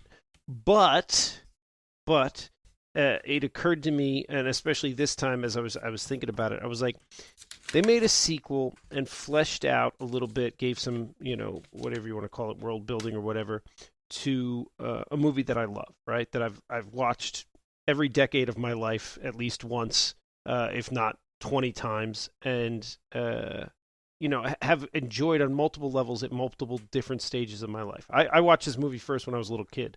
I was probably like, I watched horror movies and sci-fi movies when I was like 6, 7, 8 years old. It was not appropriate. So like, I'm sure I saw this for the first time when I was like 7 or 8 years old. What's that, like 88 or something? It was on VHS, and boom, loved it. So they make this movie, and I think this is the key to any time you're making a prequel, a sequel, a sidequel, whatever it is, right? This movie, the 2011 one, in no way, in my opinion, harmed the 1982 one. I enjoyed every bit as much. They didn't do something stupid where I was like, well, that doesn't work with, this, or you did this, and now this character and the other one sucks, whatever it is, right? You didn't harm your core material in any way, shape, or form, right? you fleshed out a part of the story that probably didn't need to be told, the leading into it, right? And like you said, it was an enjoyable way to spend an afternoon, right? So was it an amazing movie like the 82 one? Absolutely not. Did I enjoy it when I watched it? I did. I sat there, and it was a sci-fi horror movie with some special effects and this and that. And you're right, this effects don't hold a candle to the one that came out 30 years earlier, which that's just messed up. That's the Panama Canal situation we were talking about earlier all over again. Like, how did technology not get us? Where's my flying car? So you didn't hurt what I love in any way, shape, or form. You gave me a little more to watch that isn't nearly as good. So you fleshed it out a little bit, and you preserved the good parts. And if you can do that in any of these franchises or in any of these movies, I think it's okay. You gave me something that was moderately enjoyable, but I think the key, where a lot of times they go wrong, is when you start doing things that affect, hurt, or change the way I view the thing I already loved. That's what you got to be careful of. And I thought that the prequel did a great job of it. You're right. It sat there, it checked some boxes, right? But I think checking those boxes is important. It put the axe in the door. It got the guy who didn't speak English onto the helicopter. Is it gimmicky? Is it obvious? Did you see it coming? Sure. But they did it, and now it didn't hurt me when I rewatched the 82 one. And, you gave me a little bit more of the story that I didn't have before. Thanks. Well, that is the most important thing to do in a prequel. And I promise I won't go on a long segue, but it's one of the things I hate so much about the Star Wars prequels.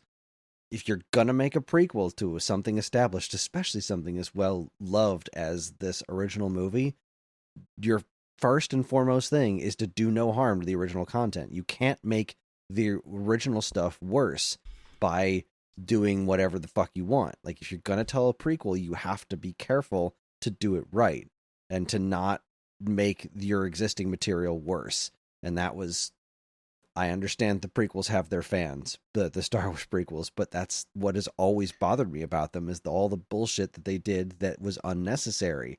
And what you're saying about this prequel not doing anything like that and ticking those boxes, and not in a way that was like, well, shit, we've had 3 movies and we've got a lot of ground to cover. So we're on the white ship. We got to get Luke and Leia in the 2 different places. Like, go. Come on. We got 5 minutes left. Get it all done.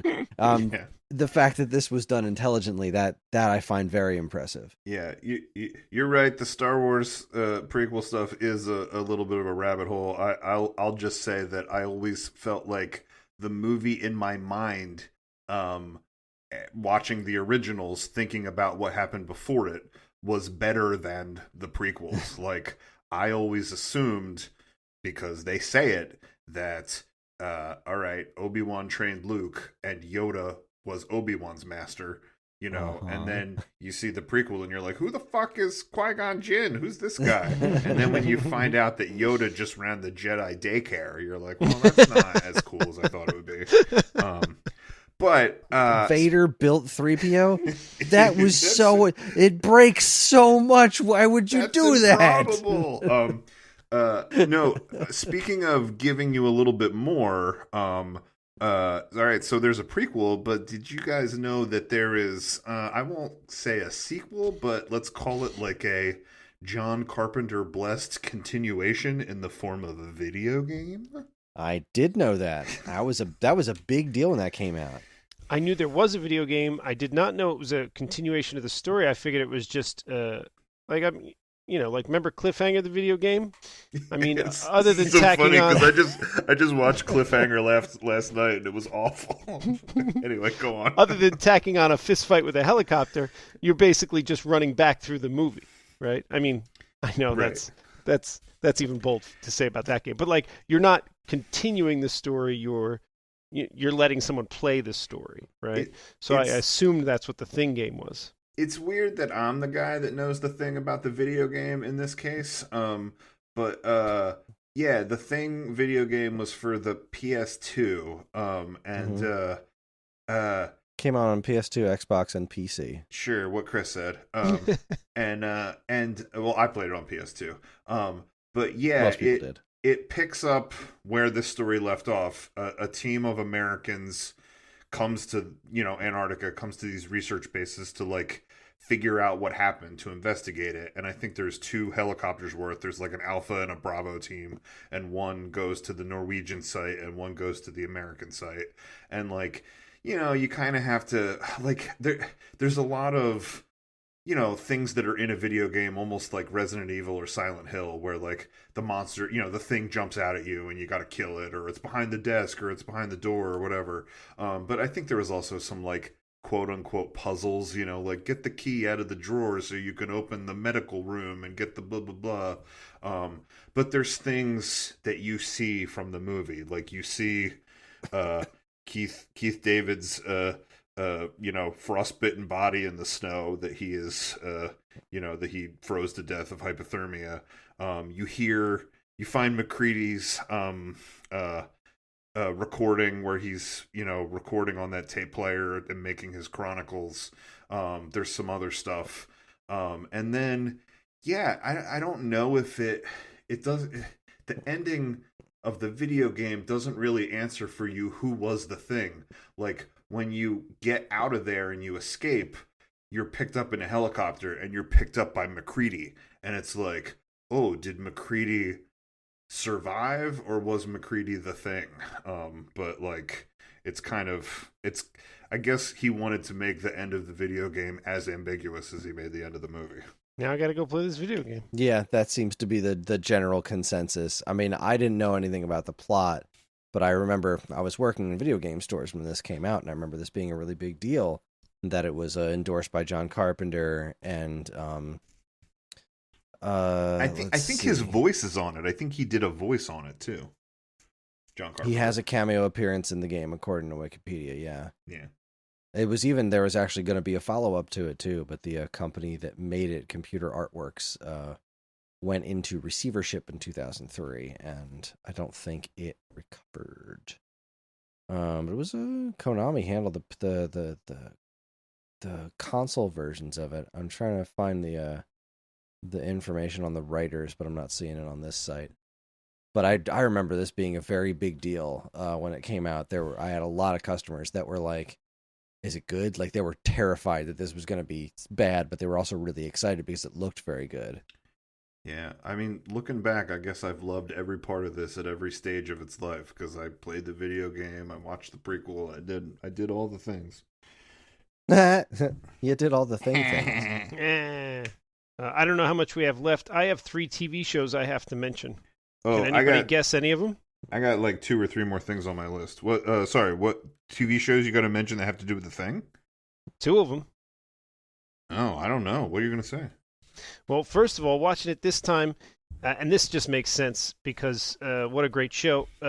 Stranger Things definitely got the design for their like flower open head creature from this movie. Oh my God, yeah, the Demogorgon. I was like, I spotted that. I was like, oh shit, that's a Demogorgon. But then I thought about it for like 2 seconds more. I was like, oh yeah, Stranger Things is just like, look, I love the show, really love the show, but there's been few things in my lifetime that have pandered to like 1980s, what do you call it, nostalgia, right? Has anything ever pandered to nostalgia more than that show? And don't get me wrong, not as successfully. There's been a lot of things that pander to that constantly, but they don't do it as successfully as Stranger Things. And Stranger Things, well, I love it. I mean, the Ghostbuster references, they certainly the writers, as well as the set designers, costume designers, everybody involved in that is clearly spending their off time just watching 80s horror and sci-fi, right? So clearly they watched The Thing, and that thing was the Demogorgon at the one point. I was like, oh, yeah, that makes perfect sense, and I appreciate that they grabbed it, right? So there's that one. Mm-hmm. The next one, I can't believe we haven't mentioned this yet, and Kris, I assume you made this connection. There's the episode of X-Files that was blatantly just a ripoff of this. Oh, yeah. I think that one was called Ice, right? Yeah. Where they find like an organism in the ice. And X-Files did this a couple times where they just ripped off like a horror movie or a sci-fi movie or whatever, and then just did it themselves. But they're God, and I love X-Files, so I don't say this in a bad way either. They ripped things off so well. That episode of Ice captured so much of what was great about this John Carpenter movie, minus the ridiculous special effects. That I could watch that episode. That's probably top 3 or 4 episodes of X-Files for me. Like that and Swarm and one or two others. That's as good as X-Files got. It might have been early season 2 or something. But I mean, it's, a bunch of people up in the ice and somebody's infected and we don't know who, and maybe it's more than one person and I think it's them and we'll lock them up over there and here's a test, and like it's just like, oh, you're remaking the thing. Good job. And they really did do a great job with it. If you don't remember that one, God, go rewatch Ice. That's such a great episode. I would actually like to, because I don't. I've forgotten so much of X-Files. I vaguely remember it. Like I know what you're talking about. I know it was an episode, but it was in the first season. And the slugs get in their ears, and Mulder thinks it's Scully, and it's not. Oh God, it's so good. I have so few memories of actual memorable memories of that show, because I had only ever seen the episodes once, and even then I didn't see all of them because I really liked the show, but I was constantly torn of being like, do I want to watch this episode because I don't like horror? And then sometimes I would just bounce and not watch an episode. But now that I've seen the thing, that seems like a fun thing to go back and watch. Definitely. Let's get together and marathon it. Marathon what? All of X-Files? All of the X-Files. I rewatched it like 3 years ago. I rewatched all 10 seasons and the movies because Jacqueline had never seen it, and we sat and watched them all right before we moved here. So I guess it was about 3 years ago. And it's you know what? I mean, sure, the last season or two it hurts. It falls apart a lot. Oh, yeah. Not to say that, you know what, there's a couple good episodes in those later seasons, especially when they got back to the one-off format, like when it wasn't bogged down in the conspiracy. So the last 2 seasons are a little rough, but there's a couple gems in there. But yeah, it holds up. I mean, X-Files especially seasons like 1 through 4. I mean, they hold up strong. I didn't like it when they came back, like a couple years ago. Those two for like 6. Was it 2 seasons? It wasn't very many episodes. It was. God, I forgot about that. Yeah, Karen and I didn't care for that either. The first season of it was only like 6 episodes, but then I think they tried to do more in the second season, and yeah, it was not good. So the 6 episodes had a couple things in it I enjoyed so much. It was a little rough. Again, it was on par probably with seasons 9 and 10, where like overall, whatever, not amazing, but there were some gems, and they referenced back to how Scully can't die, and God, it was just so good. She was like, "Remember, I'm the one who can't die," and it just fucking got me. I was like, "That's right," because that whole thing. Oh God, so good. In the episode with Peter Boyle, where he says it, he's like, "Oh, you can't die." He's like, "Oh, brilliant. Such a good show." Anyway, that was only 2 TV shows. The third TV show, I actually can't tie this back into this, but I'm just going to say it. Night Court's back, and I loved it. I was actually going to ask you if you had watched was the first 1 or 2 episodes? 2. They aired 2 episodes. I don't have cable, so we're watching it. We have an app. I think it's on like Peacock or I don't know, some app we have. And there was 2 episodes on there, so I assume they've aired 2 episodes on TV. It will probably get canceled because they did a great job of making a early 90s, late 80s, early 90s? I don't remember when Night Court was out. Whatever, 89, 90, something like that. They made a TV show from that era, and it's not the norm or the accepted format or sensibility of a current day TV show. So I'm 84.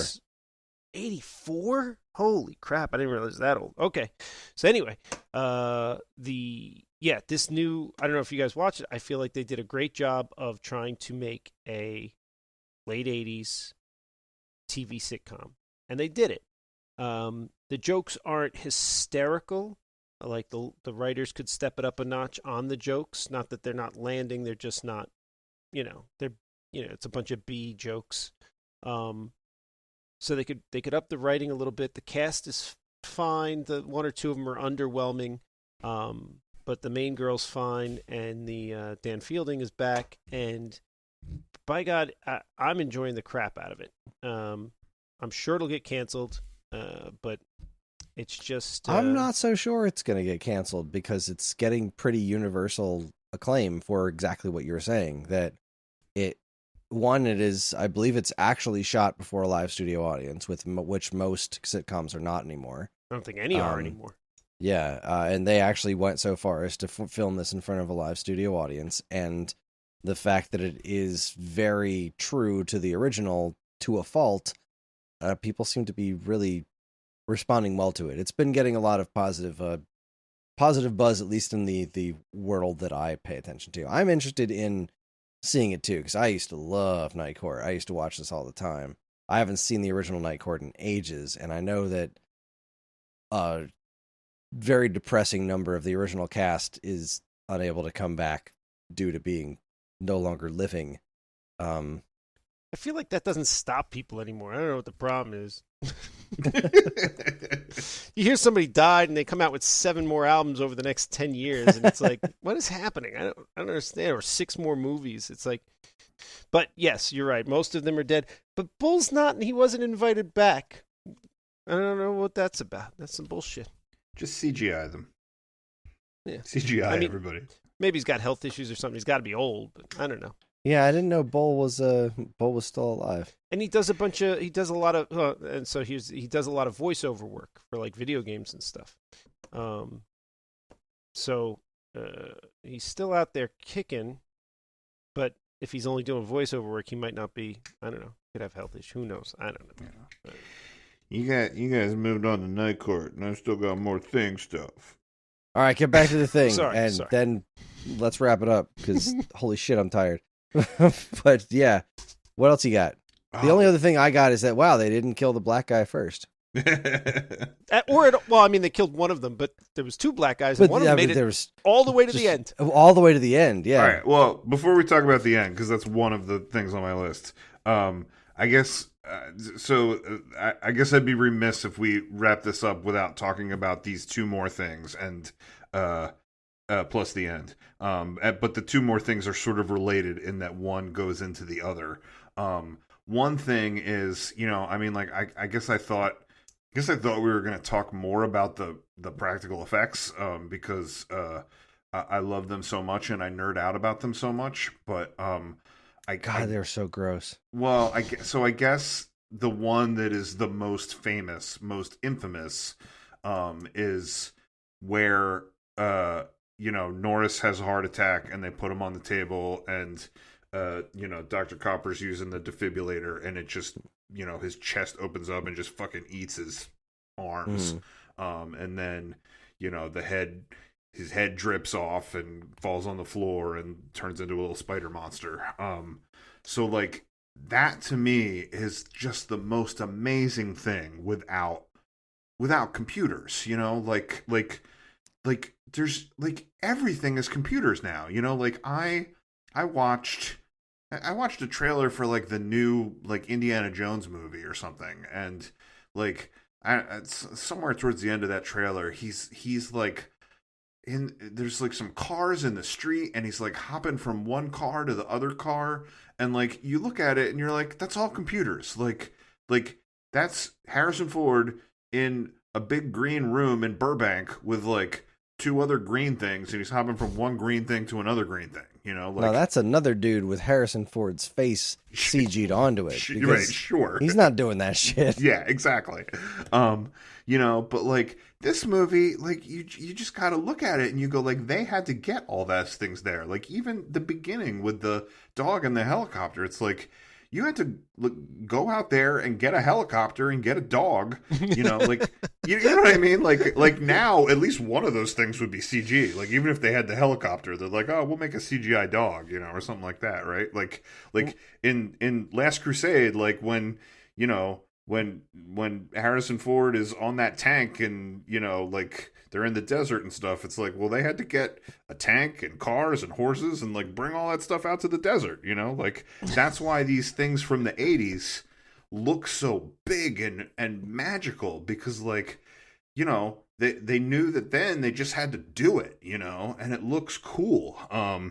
And yeah, with this movie, the practical effects, like it was like, how do we make this happen? So when they do that, scene where the guy's chest opens up, right?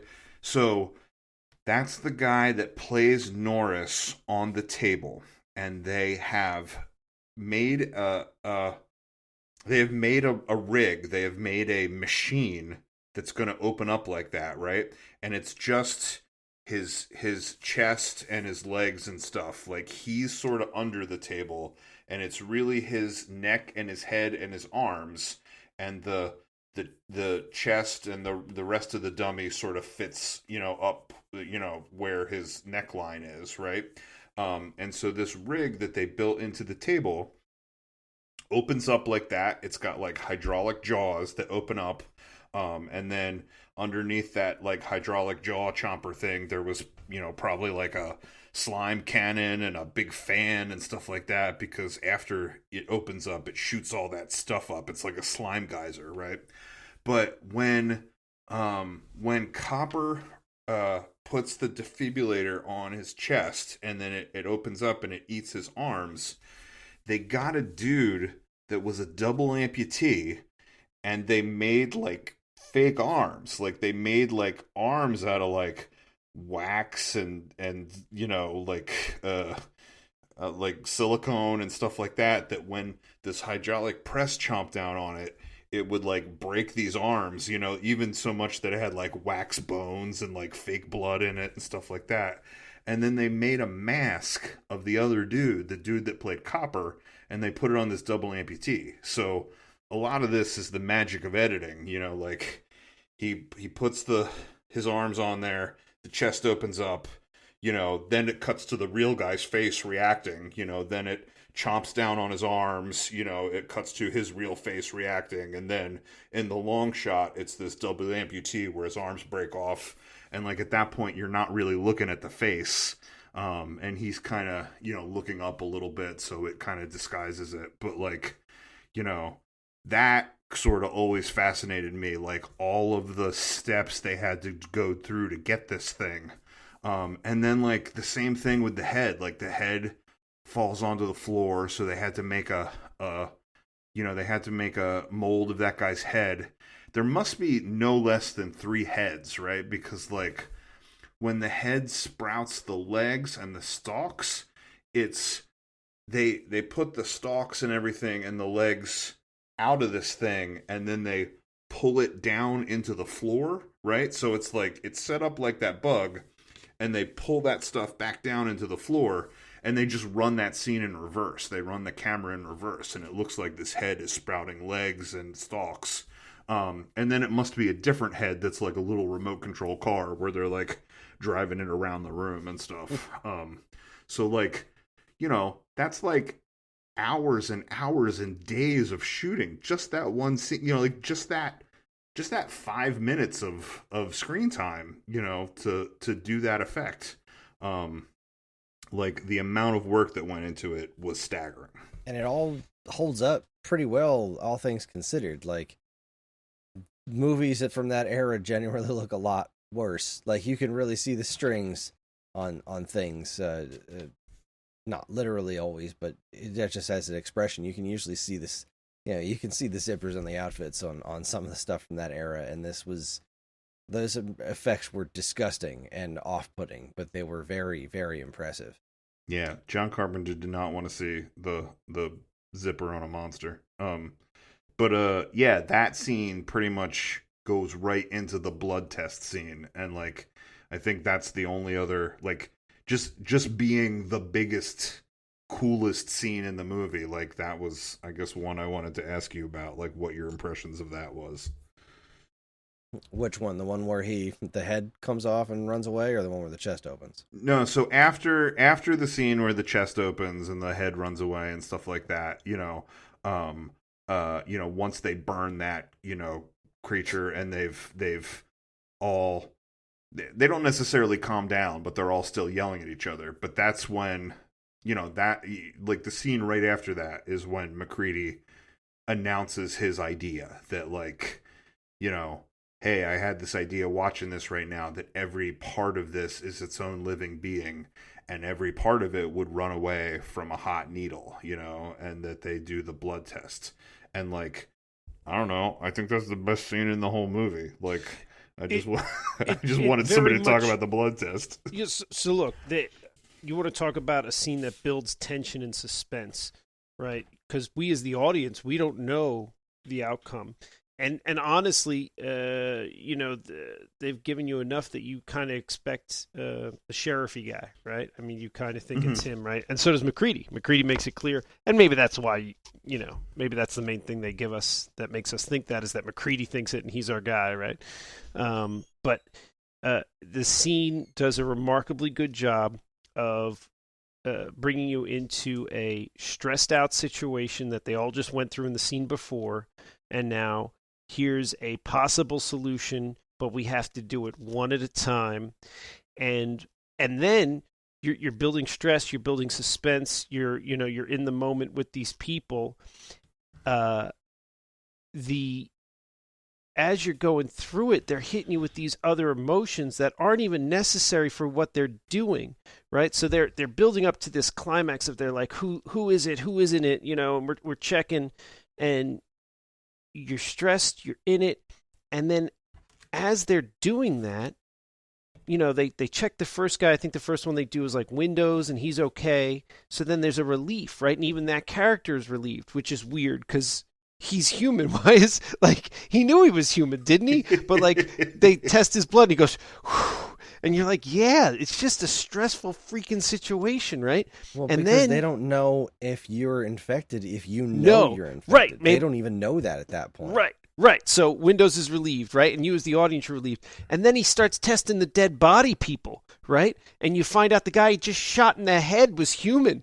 And like they go by it pretty quick, but he's like, you freaking killed that dude and he was straight up human, right? And it's like, well, that's kind of like this whole Pandora's box of like dark shit, but like, no time to think about that right now because we're testing the next guy. Here we go. What about this guy? Oh, look, that guy's a monster. And our flamethrowers failed us, right? So like it does such a good job of, like I said, building tension, building suspense, dragging us, the audience, into where they are, and then hitting you with so much more than we deserved as an audience. They were just like, here's a bunch of other emotions, and let's just keep it on going. It's a phenomenal scene. I remember watching it, and he was like, the first time the blood shot out and turned into a whole thing. It was pretty startling.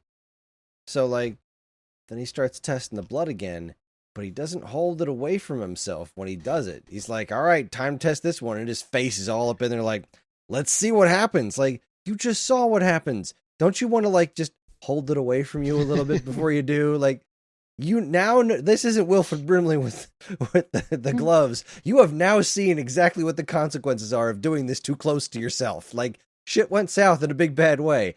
Hold it away from yourself. Do something other than put your face all up in that shit, you moron.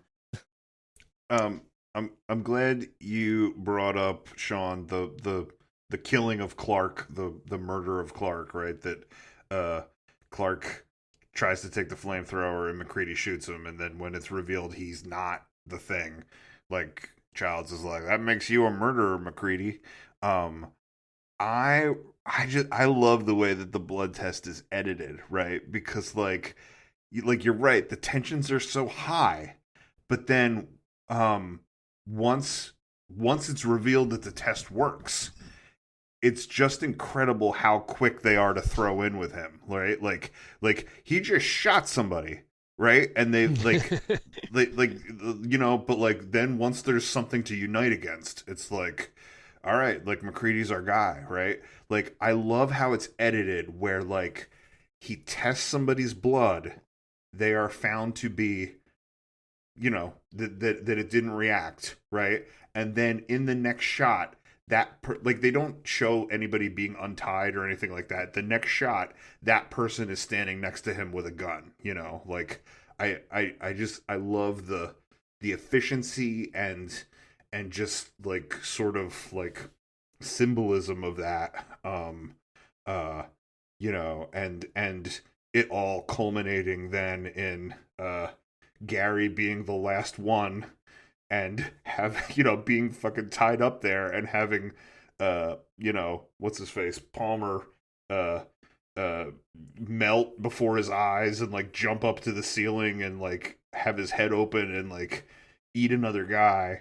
And then Gary goes like, if you could, what does he say, if you can manage it, I'd like to not spend the rest of the winter tied to this fucking chair. Like, incredible scene. Incredible.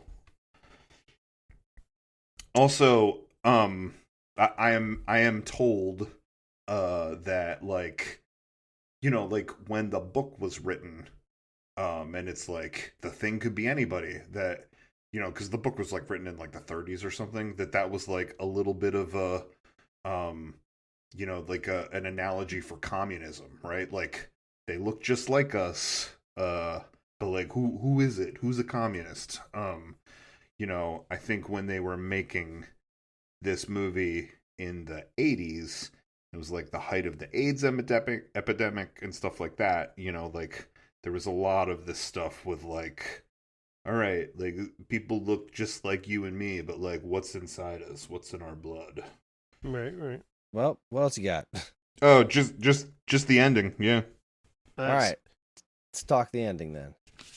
Well, in the 50s one, they defeat the thing. They win. They kill it, and then a bunch of people live, right? Like 5 or 6 people live, and they like get on the radio, and they're like, there's only a handful that die in the 50s one. It's most of them. Most of them live, right? Yeah, and they're like, we win. Watch the skies. Blah blah blah. It's a great line. Watch the skies.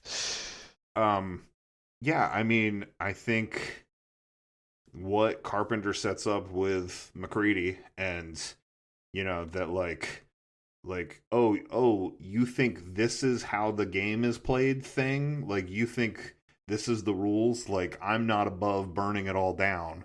I think Carpenter's ending is so good, and I love the ambiguousness of it. I love that it's like, yeah, there's these 2 guys sitting in the snow, and one of them could be the thing, and we don't know. But it doesn't matter now, because one of them went scorched earth, so maybe one of them is the thing. Who cares now? There's been a lot of talk about that, like, is it MacReady, is it Childs, and like also a lot of internet hoo-ha. It's not MacReady.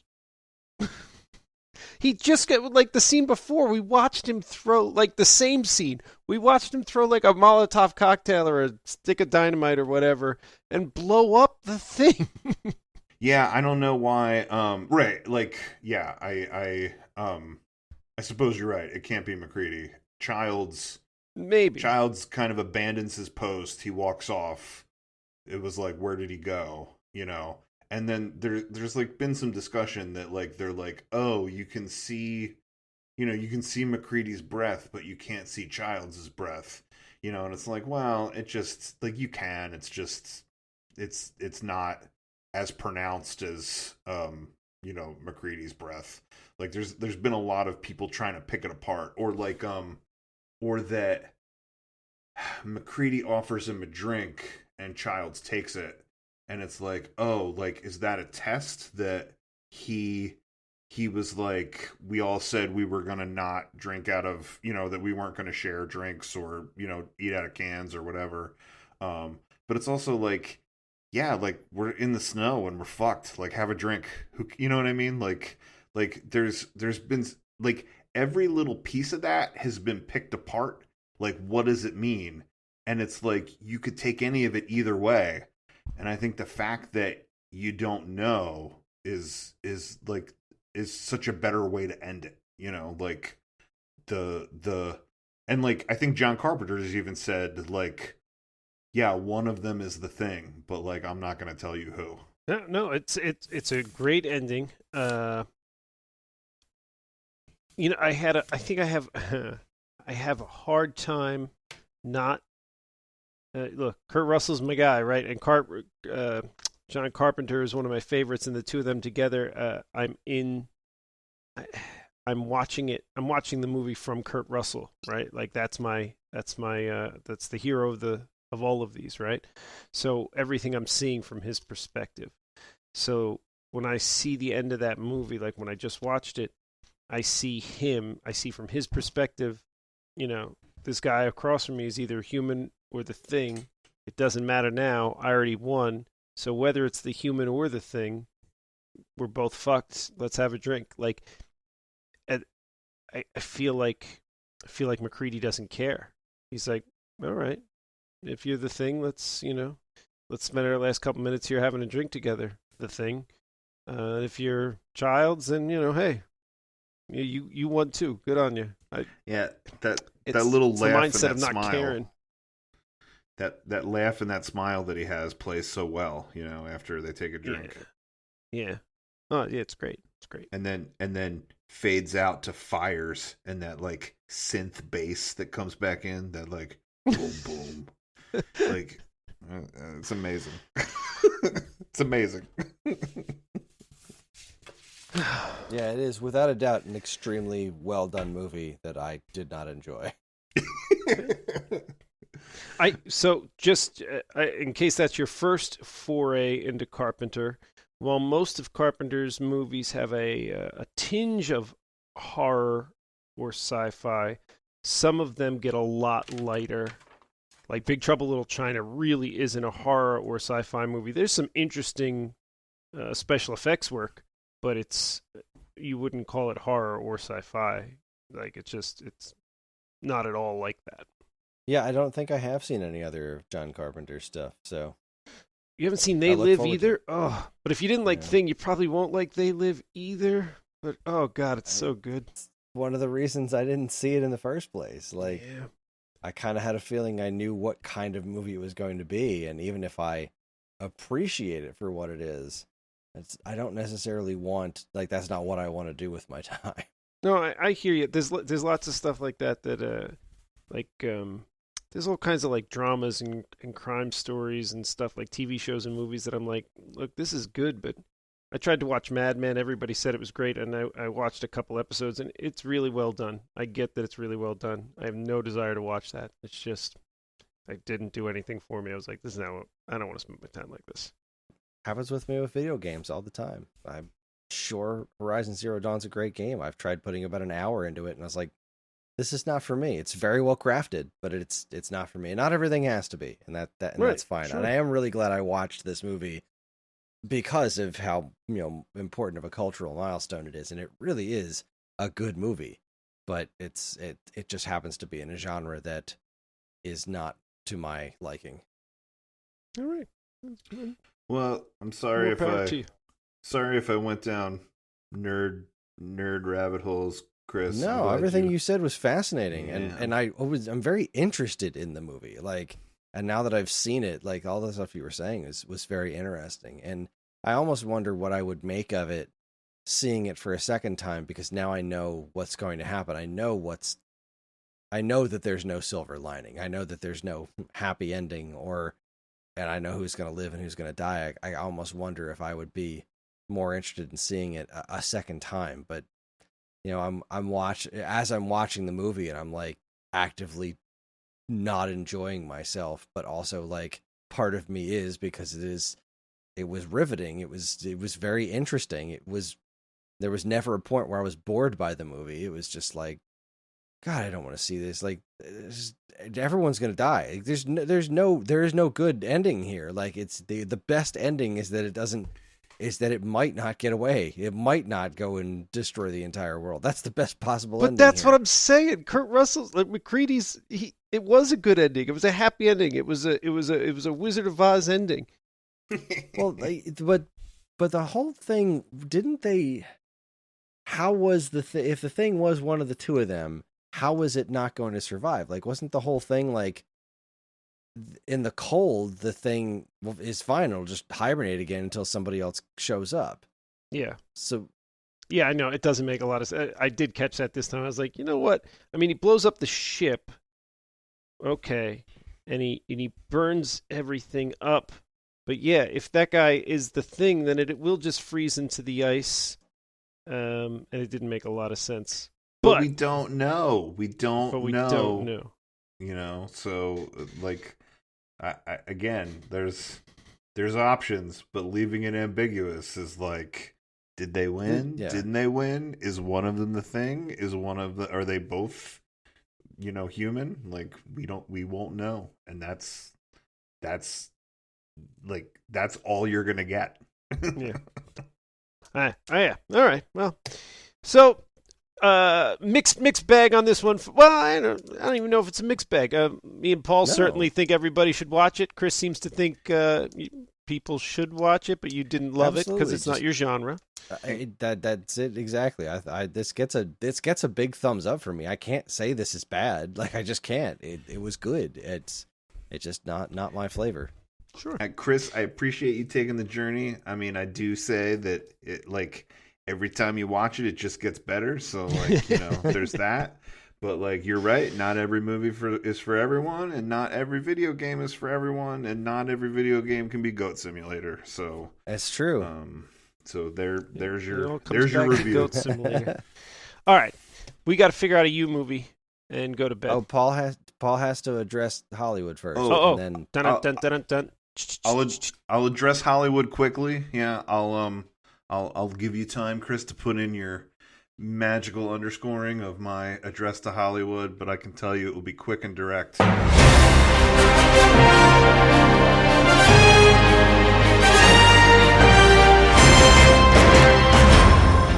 I'll just say, related to this movie, The Thing, that the guy that did the special effects, his name was Rob Bottin.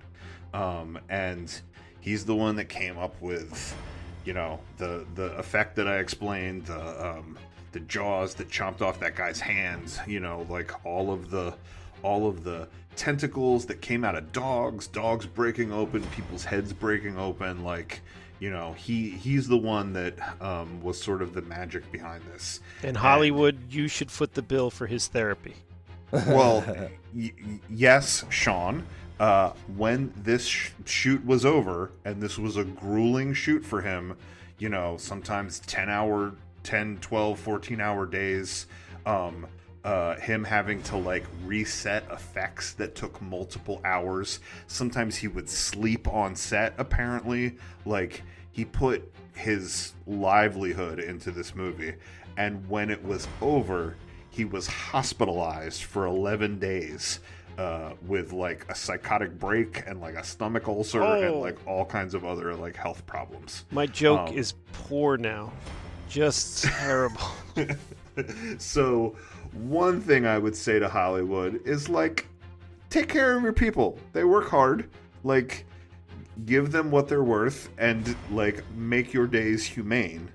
But, like, also, like, practical effects are cool. We don't have to have everything that's, like, green warehouses in Burbank, right? Like, I feel like this movie shows you that, like, this stuff can still look cool 40 years later. Like, let's cool it with the computers a little bit, Hollywood. Like, give us more cool effects.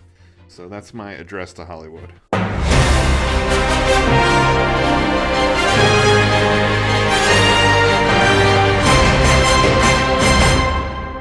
Well, amusingly enough, there is a chunk of Hollywood that is moving in that direction, and it, again, started with Star Wars. When The Force Awakens came out and J.J. Abrams and company decided to use as many practical effects as they possibly could, and the reception to the movie was, it was a massive success. There were a lot of TV shows and movies that started to take notice of, practical effects are awesome, and if we combine them with the technology that we have now, we can do things that we couldn't even have imagined back in the day. Do you remember when Force Awakens came out? I remember the first time I saw that BB-8 wasn't a visual effect. Like, that blew my freaking mind. Like, I remember seeing the trailer and just assuming that was CG, because what a weird design. And then I saw it, a physical thing rolling around. I was like, you have got to be kidding me. That's insane. And now you see that in modern Star Wars productions and other productions are starting to lean a little bit more into using practical effects when they can and when they can afford them, because you're right, there is so much value to that. There is so much value to the modern technology that is involved in CG and everything. And in fact, not to dive too much into Star Wars because I'm a lunatic, but like that whole Expanse thing, I think the Expanse, is that what they call it? I don't remember what it's called. The volume, that's it. They created for Mandalorian, of like this new kind of way of green screening that's much more tactile, is like super cool. But then Andor was like, no, we're not going to do that. We're just going to use sets. And that show feels so much more real because everything's actually there. And you are starting to see more of that in modern stuff. Not enough. I agree that more things should be practical whenever possible, but the fact that there is a movement towards more practical effects, I think is extremely heartwarming and wonderful. Hear, hear. Sláinte. Word. All right, let's talk about U movies. It is time for the letter U. Who wants to go first? All right, so yeah, to be fair, I haven't put a lot of thought into this. I was so wrapped up in this movie because I was excited by it that I think my U was a little bit of an afterthought. But yeah, my U movie is gonna piss off my wife. But I think it's okay because I have a plan to make it up to her later in the alphabet as we come to the last couple letters. But yeah, if we pick it, she won't like it. It has an actor in it that she doesn't like. There are two actors that she doesn't like, and I don't know why. One of them is Russell Crowe. She doesn't like him. And the other one is Kevin Costner. So like when we went to see the Superman, what was it, Man of Steel, where like Russell Crowe was Space Dad and Kevin Costner was Earth Dad. Like, I didn't tell her that they were in the movie because I knew she wouldn't go see it. Like I was like, you want to go? Like, it was like, what do you want to do? Like let's see that Superman movie. You know, like who's in it? Like, don't worry about it. You know, and like when it started and like Russell Crowe was all like, oh, I'm Space Dad. You know, like then she's like, oh, and I was like, oh God, just wait. You know, and then like they get to Earth and like Costner's like one of the first people you see. I think he's like chastising like Clark for like saving that bus or something like that, like showing his powers, and like he comes on screen and she just goes, ugh! I was like, oh, I shouldn't have done that. So yeah, she doesn't like Kevin Costner, and he's in this movie. The movie has Kevin Costner. It has Sean Connery, Andy Garcia, Robert De Niro. You know what it is, Sean? Oh, yeah. That was one of my two choices. Remember I said I had two U movies picked? This is one of them. Yeah. So that makes it easy. Yeah. Untouchables is my U movie.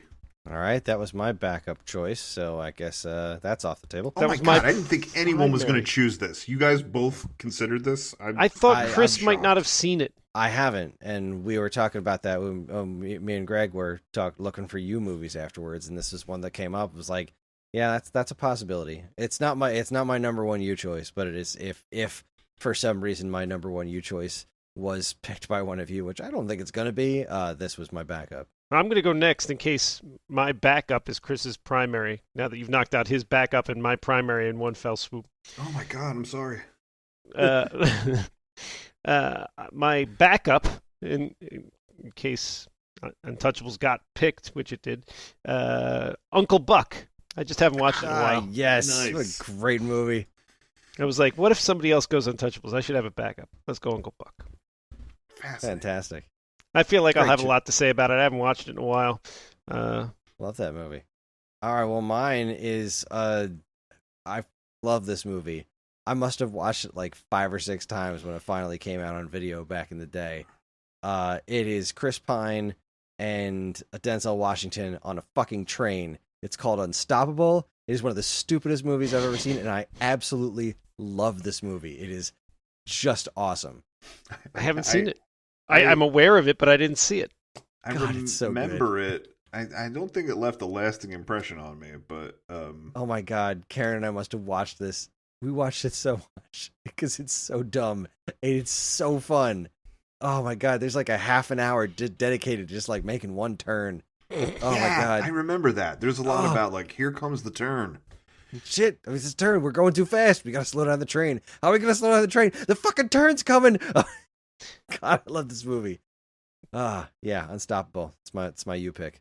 You know what I almost went with was there was a movie apparently came out in like I don't remember now, like 2009 or 10 or 11. It wasn't very old. Just called the U movie. And when I started looking up movies, like I first typed in U movies or whatever, there was a movie that just came out that was called the U movie in 2010. It won some awards, and I was like, oh, I have no idea what this is. Maybe I should just blind go with it. But no, I think these are three fine U movies. I haven't seen Unstoppable, but you know, hey, there's new experiences, there's good experiences, there's old experiences. You know. All right, I'm ready. God, I'm not. I need 2 seconds to find this standing text. All right, 3, 2, 1, launch. According to my phone, my vote went in first. Oh my god. All right, Untouchables it is. What's wrong with you guys? Stop picking my movies. Nobody voted for Unstoppable. What the hell? But it was, yeah. I'm gonna watch that shit anyway. I might watch it anyway. I thought Sean's was a shoe-in. Once you said Uncle Buck, I was like, yeah, I could like Uncle Buck. And then I was like, that's obviously, I don't know. I feel like we don't pick Sean's enough. And I was like, that's a great pick. I'm sorry, Sean. It is a great pick. I love Uncle Buck. Honestly, the only reason I picked Untouchables is because I assumed you guys want me to see it. Like, it was my primary one. That's what I was going to go with until you went. If I had gone first, I was going to say Untouchables. And the reason I was picking it is because I feel like it's on par with, like, where you yell at Kris for not seeing, like, Jaws or Rocky or something. Like, it's really that good a movie. Like, I'm not saying it's better than Jaws or Rocky. I think Jaws and Rocky are probably better. But it's a phenomenal movie. I haven't seen it in probably 3 or 4 years, but it's one of those movies that I've seen 20, 30 times, and every time I see it, I'm like, this is how you make a movie. Like, they did everything absolutely right in this movie. Sherry's going to be so pissed off. Well, I'm excited. I think that was one of the ones that Greg was pretty excited to see on the list. So I think Greg will be happy. And isn't that what it's all about? Making Greg happy. That's why we do it. At the end of the day. All right, so that's your homework, everybody. The Untouchables. We'll be back in 1 month to talk about our U movie, and I'll probably try and find a way to watch the Train movie as well, because it's been way too many years since Karen and I have watched that stupid movie, and it was a good time. Highly recommend it. I just watched Uncle Buck, I think, last year too, so I also wasn't itching to see it again because I've seen it pretty recently. I'm probably going to watch it anyway. This is a good movie. You should. It's great. Absolutely holds up. John Candy's a masterpiece of a person. Here's a quarter. Go downtown and have a rat and all that thing it's off late. your face. It's time to wrap this shit up. I just think about that giant pancake all the time. Like, I have a pizza peel. I should really do that one of these days. No, I shouldn't. That's a terrible idea. But anyway, a theater near you is part of the Geekade Podcast Network, and if you'd like to get in touch with us to share your comments, movie suggestions, or whatever, you can send us an email at mail@geekade.com.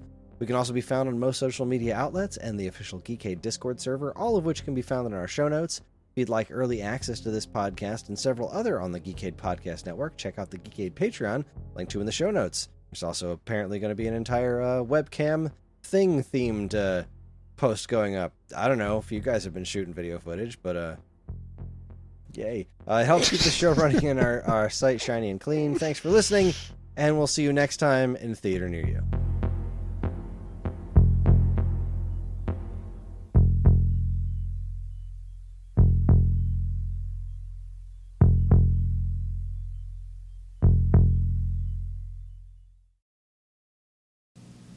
You know, when I was a kid and got a hold of a nickel, I thought I was rich. I didn't turn up my nose at pennies either. Today, some folks won't even bend to pick 'em up. Well, here's a bowl of steaming Quaker oatmeal. And I can't think of a healthier way to start the day. Cost you 1 nickel and 4 pennies. So if you can't be bothered with nickels and pennies, throw 'em in a jar. Start an oatmeal fund. Quaker Oats. It's the right thing to do. Not too expensive either.